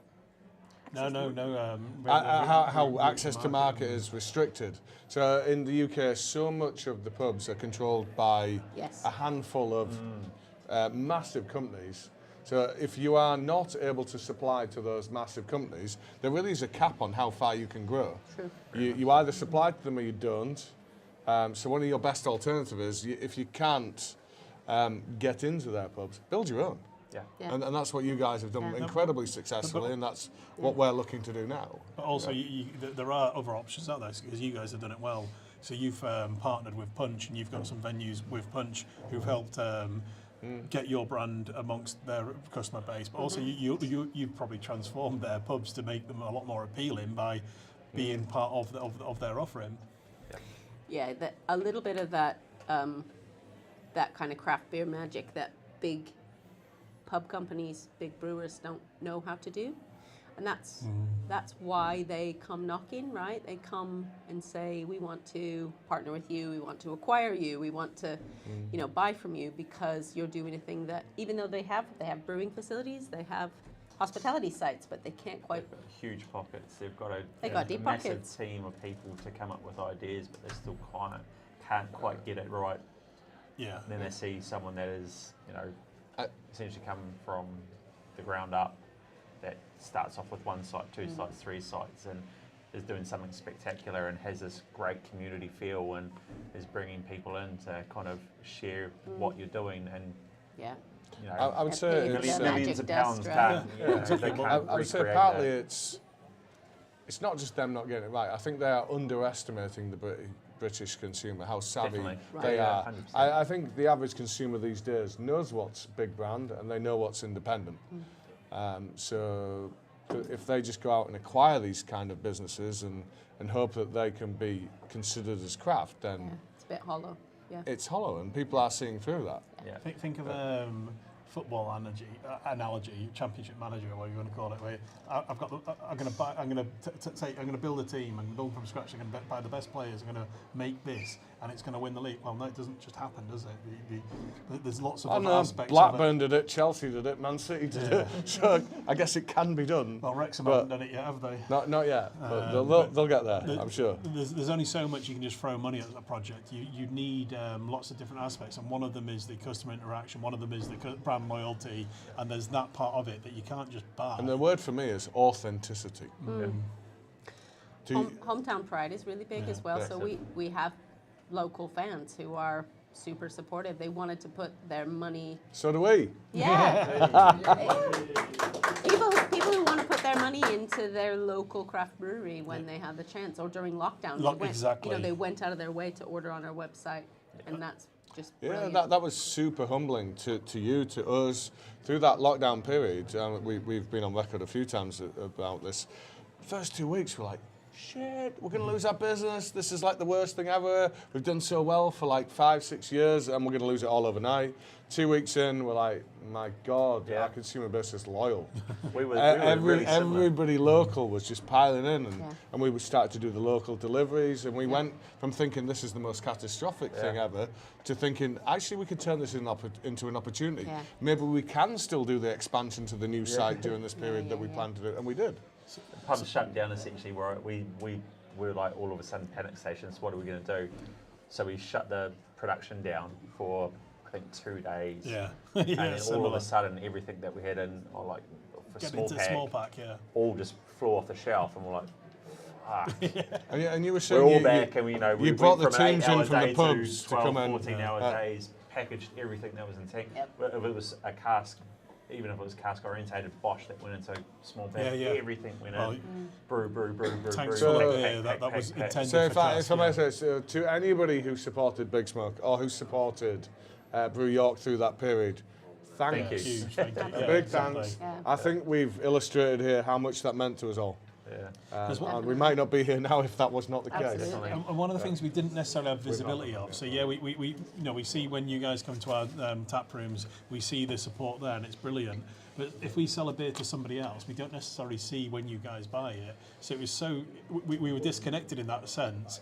And because we're so insular, and like we spend all our life doing what we do, sometimes you don't realise how much of an impact we've had. And it was just really like humbling, like you said earlier, to see all the support coming in, and all of a sudden we're like, shit, there's a lot of people who like our beer. I'm like, oh God, how do we keep everyone happy? And it just got a bit crazy. So that was amazing, and I can't thank you guys enough. I did want to say something else on the taproom thing, which didn't cover earlier, which is why it was so important for us to grow as a business, is cash flow.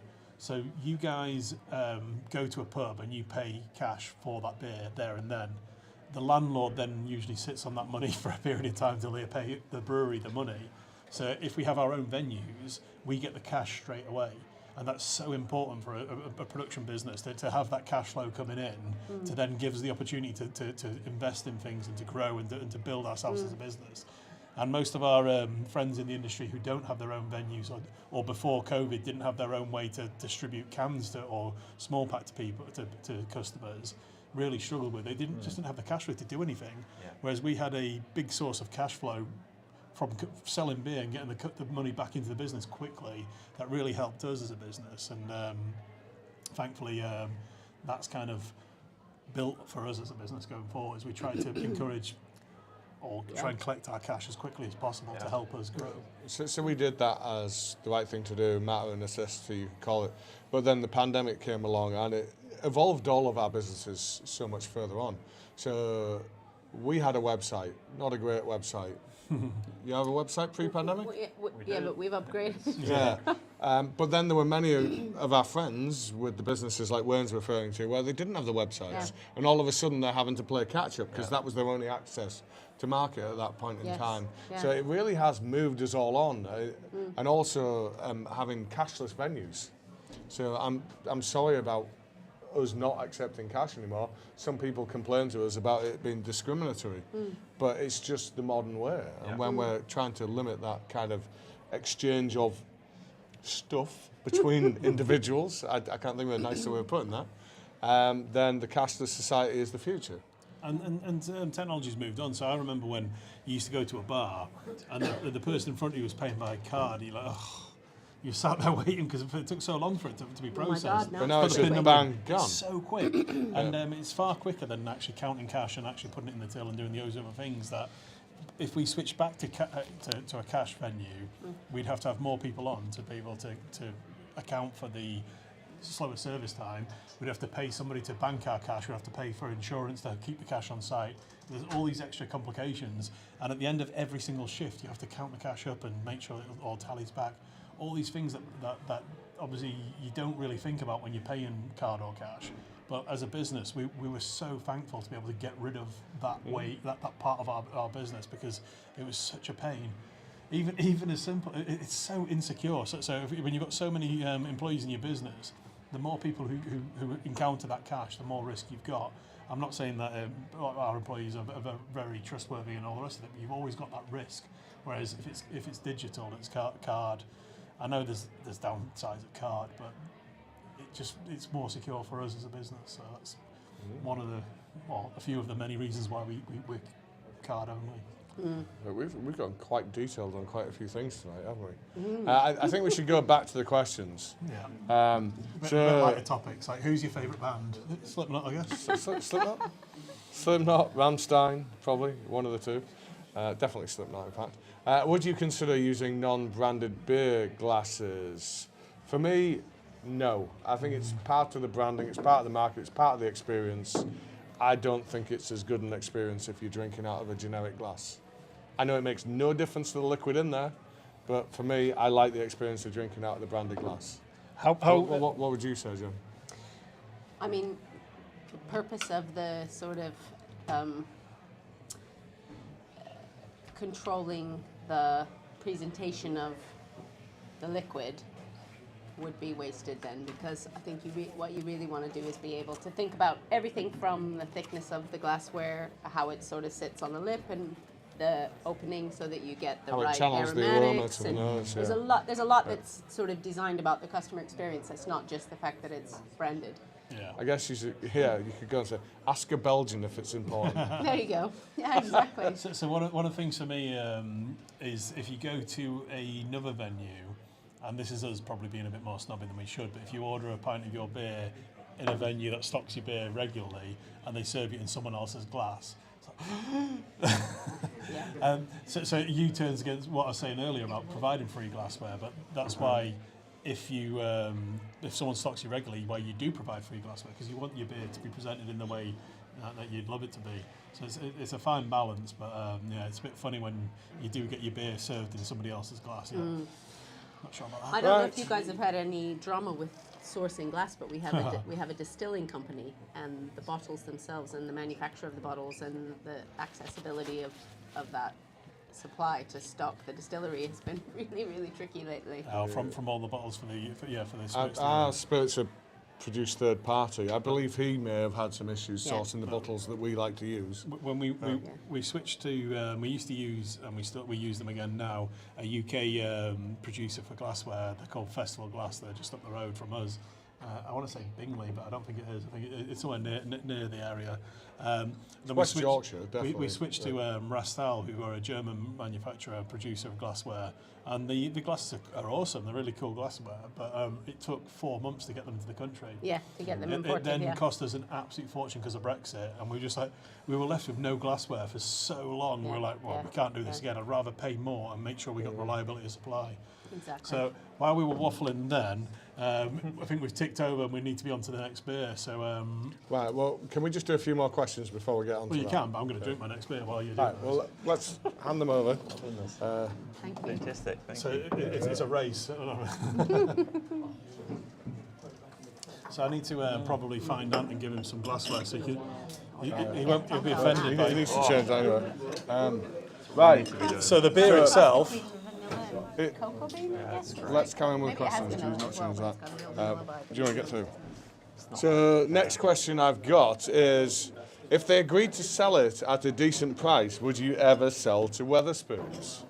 Oh God! Why do you always want to know about Wetherspoons, people? I've had this discussion with one of our directors. Have we got a Brewdog question next? So it's And not our decision, number one, but Yeah. apparently Nick knows the answer. Well, I think I do. I've had this discussion with one of our directors, Rich, before, and it was essentially, I think, an overwhelming no, we wouldn't do it. I don't know if that's still true to this day, but at the time, I mean, it was a couple of years ago, but it was definitely a pre-pandemic, it was a no. Well, I'm on record many times as saying no. Yeah. I don't believe anybody, whatever the business operator, should enforce their political views on their consumer base. So I don't agree with Tim on those grounds. And, Tim nice but dim. and we've seen how much they are willing to pay.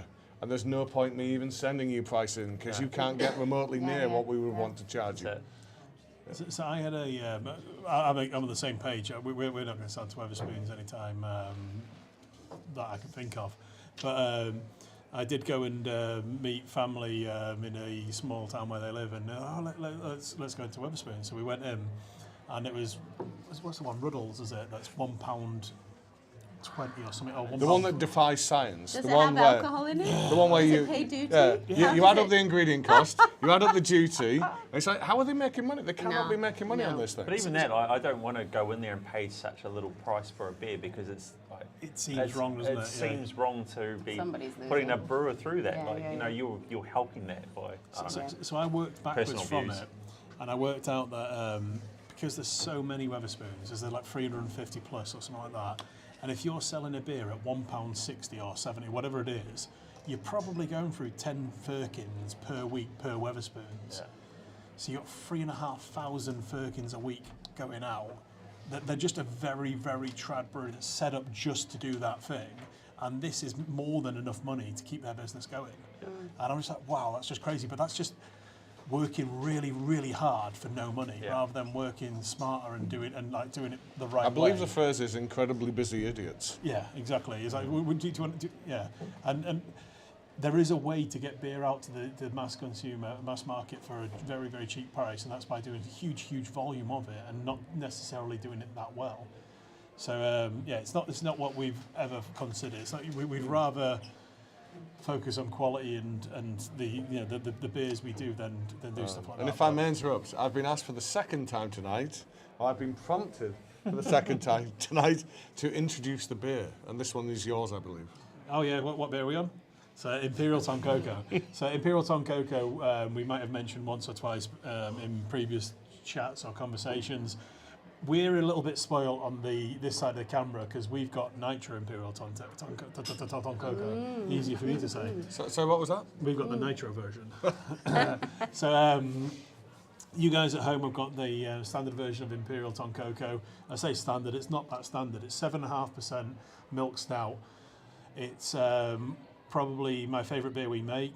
It's based on the original beer we did, Tonkoko, 4.3%. The first ever special we did in September 2016. Yeah. And we did it for York Camera Beer Festival. We brewed it with the local Camera branch Yeah, and it was for the festival. in our mind, this was the beer we wanted to make, the stronger, crazier keg beer. But it was a Camera Festival, we needed to be sessionable, we needed to be accessible. So we brewed Tonkoko, which is now one of the biggest selling beers we do. So I certainly don't regret that, but this is the beer that I love so much. So 7.5% is strong, but it's not too strong. It's still accessible. You can still drink a schooner of it like we've got and enjoy your night. You're not going to get a bit too crazy. You might want another one. It's about the right balance for me because we do standard Tonkoko at 4.3%. We do this version at 7.5%, and we do Empress Tonkoko at 10.8%, 10.6%. This is like the middle ground at 7.5%. And then we did salted at 12. And Yeah, we've done Emperors loads at of it 15, still. and, yeah, But this there's is the been middle loads, ground. I think we've got the balance right between the body, the flavour. It just kind of works. So that the beer itself, I think the big thing here is that the alcohol hasn't become too dominant. No. It's Not just, at all. yeah, you're just getting all the characteristics you want without the alcohol kind of Yeah. giving the burn that can sometimes subtract from it. and if HMRC ask, it's 7.49%. It stays in the low strength duty category 100% every time. So the beer itself, if you don't know already, it's tonka, vanilla, cacao, and coconut. So we used to hand toast all the coconut. Now that I don't brew anymore, why don't we hand toast the coconut anymore? Come on, Lee, it was better then. No, I'm only kidding. We buy it pre-toasted now. So we pay something like 3 or 4 times the price for the coconut than we used to, but the quality's almost as good as when we toasted it ourselves. But it's so Almost, but not quite. yeah, it's not quite, but there was so many other variables to it. That when we needed to hand toast the coconut, we needed to get a commercial kitchen for the pretty much day, and the most of the brew team had to go down and rotate. To do this one coconut batch, a third of the size that we do now, was half a day in a commercial How many kitchen. kgs was it? Oh, well, This batch would be something like 175 kilos and we of coconut. yeah. A lot. So Oh no, I know that's the Did you buy it standard. in? that was that's the 20 I'm that's assuming the you bought it standard in strength shredded. one. Yeah, You the- didn't the- sit there and shred out some coconut. Oh, no. In a 40 That'd be hack, fun. this would be about like 225 kilos Yeah. of coconut. So That 4,000 litre batch, it would be, yeah. 200 to 225 kilos of coconut. So the beer itself, as we mentioned, sprung loads and loads of variants. So we're now up to, Lee put in the prompt 7, but it's actually 8. Oh, what have I missed? So without looking at the notes, I'm going to go for it. So Tonkoko, Imperial Tonkoco, Emperor's Tonkoco, I know which one I've missed. I missed Emperor's there because we haven't launched it, but I haven't used that. I missed the Emperor's. vegan one, didn't I? No. Oh shit, I missed that one as well. So we've got more. Oh, than there's that. even more than right. So Tonkoko, Imperial Tonkoco, Neither one Empress can count. Tonkoco, Cherry Tonkoco. I haven't got very far now. I've got 4. Small Tonkoko, Imperial Small Tonkoko, Cherry. I've already said Cherry.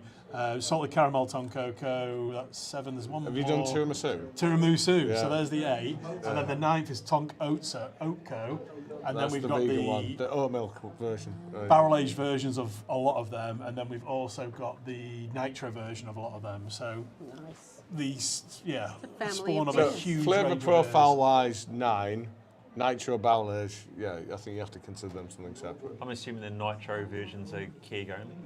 beers. Yeah, we tried it in can, and we don't have the nitro doser, Yeah. so it We kind of thought with our counter pressure filler that we could do it, and Yeah, it that turns came out out. for about the first few cans through you can, Yeah. but then the regulator mess. freezes up and it doesn't really work. Right, Yeah. right. And there's a reason people spend best part of sort of 30, 40, even 50 grand on a nitrogen doser because there isn't a shortcut to doing Yeah. it. Yeah. So we've got the nitro version on camera. You guys have got the standard version. So the biggest difference will be that the bubbles in our beer are tinier, so it gives you a creamier mouthfeel. So think of Guinness, the biggest, most well-known stout that uses nitrogen in it. Tiny bubbles gives you creamy mouthfeel, but it's very hard for a small brewery to replicate that, to have the equipment to do that. So nitrogenation in a keg, we can do. And then, sorry, another thing is when you're dispensing a nitro beer, it's got a thing called a creamer. So it releases a lot of the nitrogen and at the same time a little bit of the CO2, and that's what creates the beautiful creamy Kind of head. like a And that's sparkler what creates on a keg. when you're serving the Guinness, you get that cascading effect Yeah. where it gradually settles out at the pint like that, and it's just a beautiful thing to watch, and it makes for a really, really creamy, tight head. And that's what we have on ours. And I'm looking around the room. And none of you even You've got a head- remotely you've got a head have a left. head to your beer. Pete, switch camera angle. No, don't. I've got a question on that then. So you sell this obviously to pubs that want to buy it. How do you kind of Regulate. veto them and like go in and make sure that they've got the So we have 2 options. We have the full nitro version, which is the steel keg, which it has to be served through a nitro line, Yeah. and then we have a key keg. So we package into key keg so that you can take the nitro version, dispense through key keg, and you'll still get the nitro effect.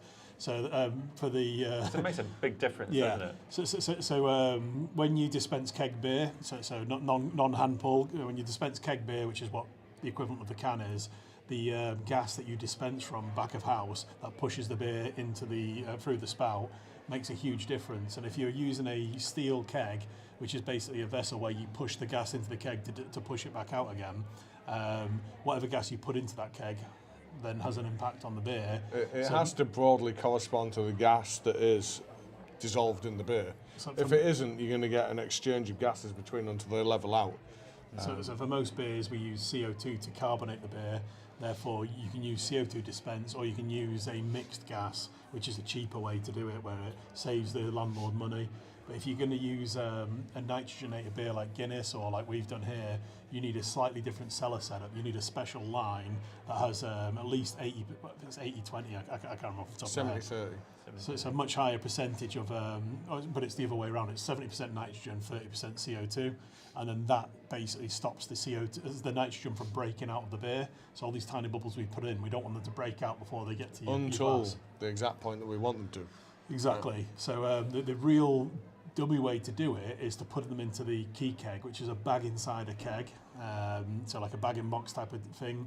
And if you do that with nitrogenated beer, then it still doesn't matter. Until the beer breaks out of your keg font, it's still going to be the way we put it in there. So that's the way we...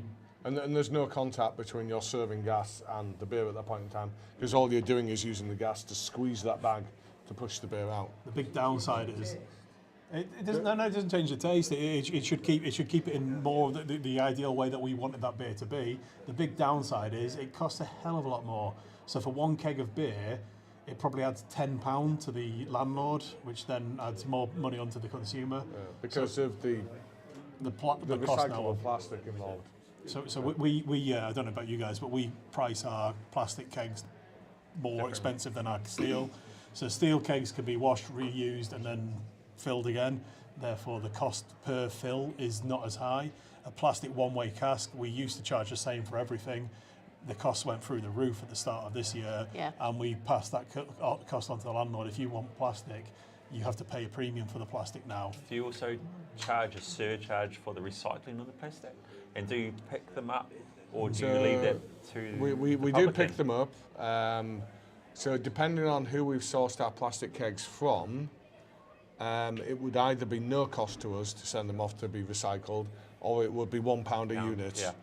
And we've integrated that £1 a unit into our pricing. Okay. Yeah. Yeah, right, we have rather a lot of questions to go through.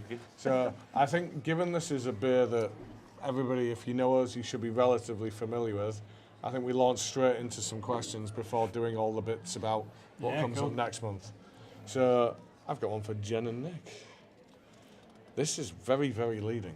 Wow. What changes would you let me try that again. What changes would you recommend for Brew York? And that's from Ara. That's what I mean by leading. Wow. Yeah, they've thrown you under a bus there, haven't they? What is it they want me to say? I have no idea. We can let you have a think about that and go on to another We'll question. come back to it, shall we? Yeah? Right, so you think about that. What would you do differently if you were Wayne or I? And whilst you think about that, we'll go on to this next one. People are still loving the fun with the thiol names. Emma suggests, I would drink so thiols, or thiol in error. What am I not getting here? Peter says, I can see for thiols and thiols. Like Miles. Oh, Jesus. Right. Thank you, guys, but you're making Thiol Cyrus look like a good name. Right. If Creek is good, why use other yeasts? Interesting. So we heard, I won't say the source, it might have been someone who works at the brewery or owns the brewery. But we heard from a top 10 rated brewery on Untapped that they only use Kvike Yes, yeast. I've heard that from a few. And all their pale ales, and then they're so highly rated. It also means they can turn their pale ales around rapidly. Rapidly. Oh, sorry. No, did I give a? Oh, he's gone there. But yeah, impressive. It's a smart move, but we are not ones to burst our brewery around a single yeast. We do so many diverse things that a single yeast would never achieve what we wanted to do. And I get why breweries would do that. One thing we neglected to mention is Creek yeast doesn't have the ability to produce diacetyl. It's like the off flavour or butterscotch, like buttery taste off flavour. Yeah, which you might associate with cheaply produced English cask beer. So you've a big off flavour where there's some procedural steps you have to take, where you can kind of ignore them and don't need to worry about them if you're using that type of yeast. So I get why breweries might go for that, but for me it would make what we were doing somewhat one-dimensional. So we'll use it where we consider it to be right, but then we'll use maybe 7 or 8 different types of yeast to do all the other things that we like to do. Anything to add? I mean, final gravity being one of the different things you want to design in different recipes, because I think you would end up with very little control of the attenuation, right? So you'd end up with beers that were maybe drier than you intended. They do go Wouldn't quite be. dry, don't they? Yeah. So if the Also yeast rapid ferments the fermentation. sugar, converts the sugar to alcohol, there's not much sugar left in the beer, so you end up with a really dry product. So we want to be really careful about how much sugar's left in the beer, but by the time it's packaged. So for most of our beers, they've got lactose in, so it doesn't matter. but when we don't use lactose and we do in a different type of beer, you've got to be really careful, because if it ferments too much sugar, the dryness in the beer you'll enjoy maybe 1 pint, but you're not going to go back for more. So you've got to be really careful with that. Right. Next one to anyone who cares to answer. What new breweries that have emerged in 2022 are you most excited about? So hard, because I genuinely haven't tried any new breweries and new beers in so long. If you'd said 2021, I would have said Pastore. I love those guys. Yeah. But, Their beers are very nice. yeah, but they're not 2022. I guess Wayne and I are just not close enough to the pulse anymore. Well, and also, are people opening breweries at the minute, or have we just totally gone into a time warp of like? I'd love to I hear don't some recommendations from the audience or YouTube of really cool breweries who've started in 2022, and we'll see if we tried them. But people are opening breweries. I was chatting with a tank and brewhouse supplier yesterday, which I'm not going to name, and they were telling me how they're supporting 2 new startups in London. Yeah. I was like, are you mental? Yeah. Who's trying to open up a brewery in the most saturated beer country, in the most saturated market of that most saturated beer country?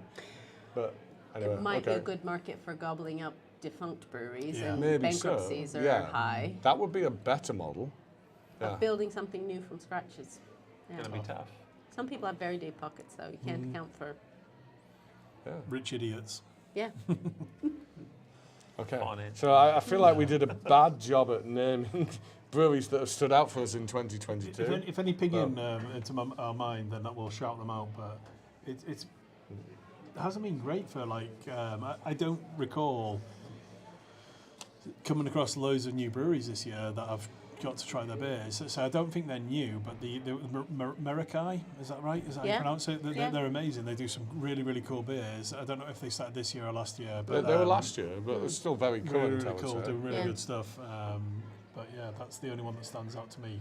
But I've got a short memory. I drink too much beer. Next one. Are there any plans for a heritage range like Darwin Brewery do? So Darwin Brewery. Did Rachel write this? No, Rachel didn't write this. Stephen Dar- did because he's referenced sorry. Darwin Brewery before. Darwin, the Brew Lab project. Yes. Right. So Brew Lab has been sold, as has Darwin Brewery. That's it.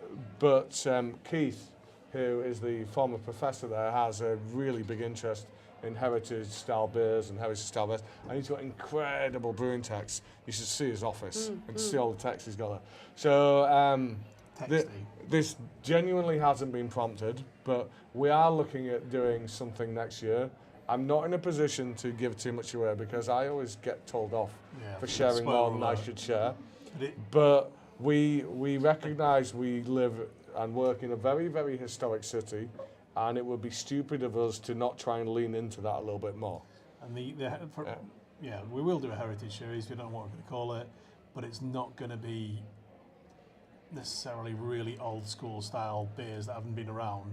We're going to lean on different heritage projects. So York's a very historic city, so one of the beers might be something that's massively influenced by Vikings, the Romans or the Romans, Vikings. medieval, The next that kind of project thing, might be yeah. influenced by something else. One of them might be a beer, like or some sort of recipe or influence. So the heritage thing for us isn't necessarily about heritage beers; it's heritage of our city, But, and that might become beers. It But might become other things. If we do that, I want that to be all of those kind of things. I love what like Colonel and the likes of that have done in London, where they've sought out the heritage export, India Porter type recipes, that kind of thing. So I'd love for that to be part of it, but seeking out historical recipes is not going to be the entirety of it. we're planning on It would chewing on be- some old corn and spitting it into like Dogfish head. dogfish. was that Mesopotamian? No, it wasn't. Oh, yeah. Oh, yeah. Anyway, we know what we're talking about. Most people. We do. Right.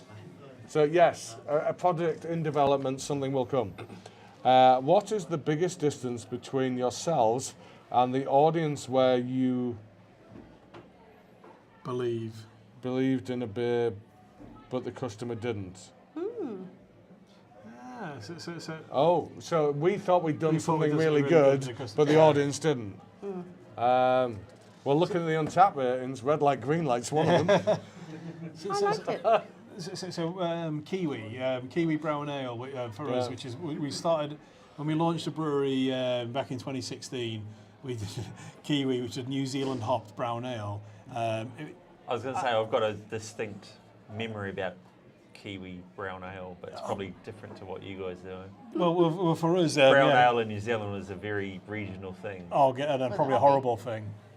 Well, every region had its own old brewery that eventually got gobbled up by either Lower Nathan or DB breweries, but it was always a brown ale that was probably on some kind of continuous fermentation method that they started back up in the day, and So it's not pretty that- much the same shit. No, not that well thought through. All my mates still drink we it, though. basically thought we'd do a US brown, but we'll use NZ hops. Oh, okay. So yeah, not as thought through. And we loved it, and still to this day love it. But like our West Coast, Big Eagle 6.5%, and that's quite a niche style that we brought in at 5%. Yeah. Probably not the smartest additions to a core range that you're founding in the heartland of cask that is York. And the other thing is as well, these beers are the beers that I think we have the biggest disconnect between what we think is a great beer and what the consumer purchases. It's quite different to what the consumer reviews at. So we get some really good scores for these beers, like so on Untapped and stuff like that. So Kiwi and a few others score well. It doesn't mean anyone buys it. So landlord's like, oh, I don't want a bloody New Zealand brown ale. Yeah. So if the landlord doesn't want to buy the beer, it's so hard to distribute it. So you're completely then reliant on people buying it off your website. Yeah. If you're only buying it in cans, then it's going to be small distribution. Whereas if people start buying it in keg and cask, it moves quicker. And you need something, so maybe we should just call the beer something to make them buy it, and then they're like, ha, we fooled you, the customer's going to love it, it's a New Zealand brown ale, Amazing. brilliant. So no, we wouldn't do that, but yeah. Right, so we're going to do a couple more questions, then I'm under instructions to start wrapping up, but not completely wrapping up, don't duck off yet, we still need to tell you about what's coming up. So, what are Big Smoke's top selling beers? Lager, isn't it? I suppose. Can I extend this question to What are your Yeah. your favourite big what do you sell the most of, and what do you most prefer? Because they tend to be disconnected. They Yeah, are true. disconnected. So our biggest seller is by far our two lagers. So we have our Helles, which is pretty much, I think, our mainstay throughout all of our pubco. So we're quite heavily dependent on our own pubs, but we also do wholesale a lot. But our lager, our Helles, is the biggest, followed probably by our Electric Eye. Would it be? Electric Eye. Which is our 5% pale ale.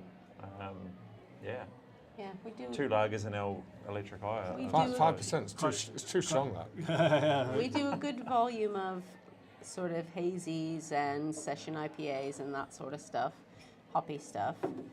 But, especially into the airports, we've got a Pilsner that's in each airport, a bespoke Pilsner, that it's the bread and butter. Yeah, it's going to be what they buy. What percentage of your overall output would you say that Pilsner is? I think probably between Pilsner and Helles, we're at about 50%. Yeah. Wow. So, and it's interesting because a few years ago, I think there was like what my wife would call a long dark tea tray of the soul, where the Well, industry, there's a phrase. the industry, Yeah. the It's in- Good, wasn't it? the industry had a bit of a identity crisis about can craft brewers produce lagers that are, not strictly traditional German style brewing methods, so a single infusion and British brewing methods, British brewing ingredients, but would the consumer accept it and will they pay the price point for it? And that was a hurdle that we had to get over as an industry, was to identify. think we got there. We did. Yeah. Definitely. And the consumer, I think, now prefers, and you'll see a lot of the industrial brewers sort of selling a hazy, unfiltered version that's like sort of meant to be a bit more, wholesome. But there was a time where I think everybody thought that the concept of lager had to be cheap and industrially produced and flavorless, and it's clearly not the case. I don't think consumers expect that. No, well, I think like we were saying earlier, the consumer's a little bit more savvy these days. And there are two things that are largely going to govern the price of a beer. And it's the amount of raw material you invest into it. And secondary, but equal, is the amount of time you invest into that's it. Take time. And for lager, we've got these incredibly expensive vessels. And if we're going to put one beer in it and we're going to leave it in there for 2, 3, sometimes 4 times the amount of time Yes. that we're going to do these hazies in, or Yeah, these yeah. Newcastle Browns, or whatever we're going to do, then a price has to be incurred for that. That's Yeah. it. Because yeah. we could have flipped 4 beers in the time that we've turned that one lager up. Definitely. Yeah. whether you call it an opportunity cost or I guess he's not coming back after. putting a metric on. He's the man that would know about this though. So being like an accountant and a finance person, vessel residency time has a cost. Yeah. And it prevents you brewing that many other batches, doesn't it? Well, it's two things. You've got an energy cost, but then you've got an opportunity cost. Yeah. Because you could have done those other things in that vessel at that time. Exactly. So a price has to be paid for that. Yeah. I think people are wiser to that now. And people are willing to wait. Yeah. I think they appreciate the difference, hopefully because the likes of yourselves have educated people on the difference waiting for a lager makes. People are now willing to wait. And I mean, if we're going properly brass tacks, the word lager means to store. In German, it means to set that beer down and leave it until you are ready to serve it. So the production method is whatever it is, but the real thing that makes the lager what it is the period that you store it for. The way in which that can transform from, the alcohol is generated in like 2 weeks. What truly makes that style is the period between the 2 weeks and the 3 months that you should really be serving it for. And I'm not pretending that our Pils is 3 months old, it's not. We're definitely not. Yeah, we're 6 weeks, I'll be honest. It's not aged in a cave during the winter You don't have a months. cave yet? What's wrong with No, you? I know, I'm Maybe you sorry, should have sorry. invested in a cave. We asked about drilling down, but they were concerned about the river out the back. Fair. It's about the condition of the beer, isn't it? Leaving it for the time it needs. So we're actually pretty much run out of time, so we need to do a couple of different things. We need to. Right, well, first of all, I think this one was prompted because any updates on potential changes to the sub-box memberships? And then I actually have this thing that makes me look like a newsreader. So we do have some scripted bullets that we're supposed to mention here. So thanks to all of you that did contribute to our recent subscriber survey. There was various great strands of the feedback, and some people thought that for them to continue their membership, it would be beneficial if there was a more budget pack.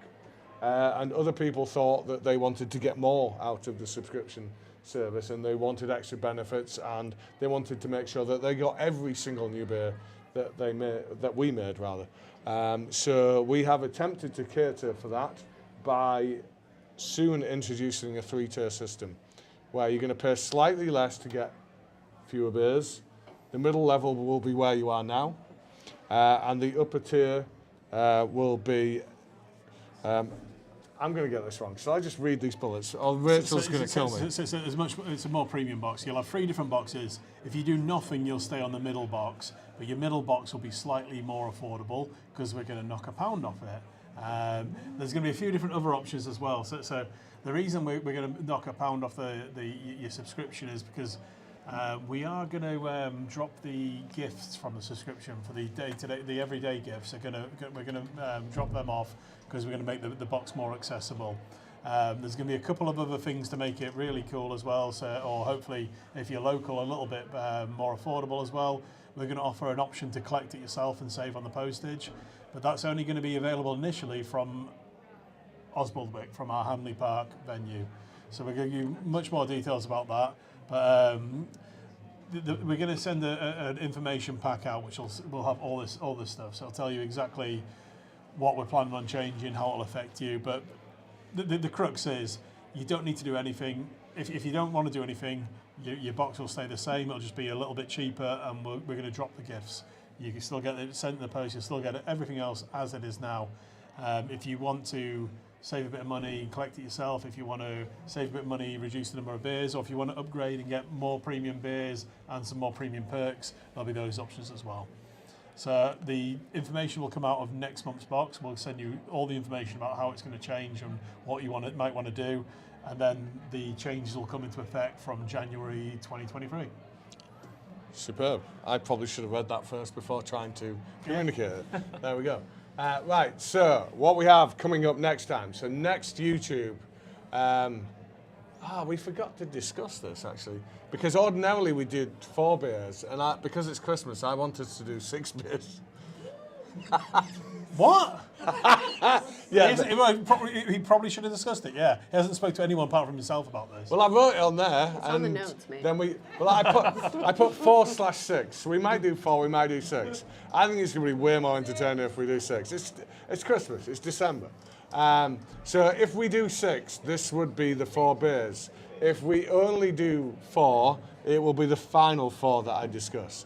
So the 2 that are in question would be Alpine Eagle. We've recently released, or are just about to release, in fact, an American light lager. And we then have our collab from today, a Motuaka and Nectaron cold IPA. It's about time we mentioned the beer. Yeah. No, we did mention that earlier. Did we actually say we were doing it correctly? Did you even mention that? There's a cold IPA, by the way. I don't think we Anyways, mentioned it. that I happened. thought we mentioned this earlier. No, You 5.7% knew cold it. IPA. Did we not mention that? I don't know. I don't know. I wasn't Right. paying attention. Yeah, we brewed a cold IPA today.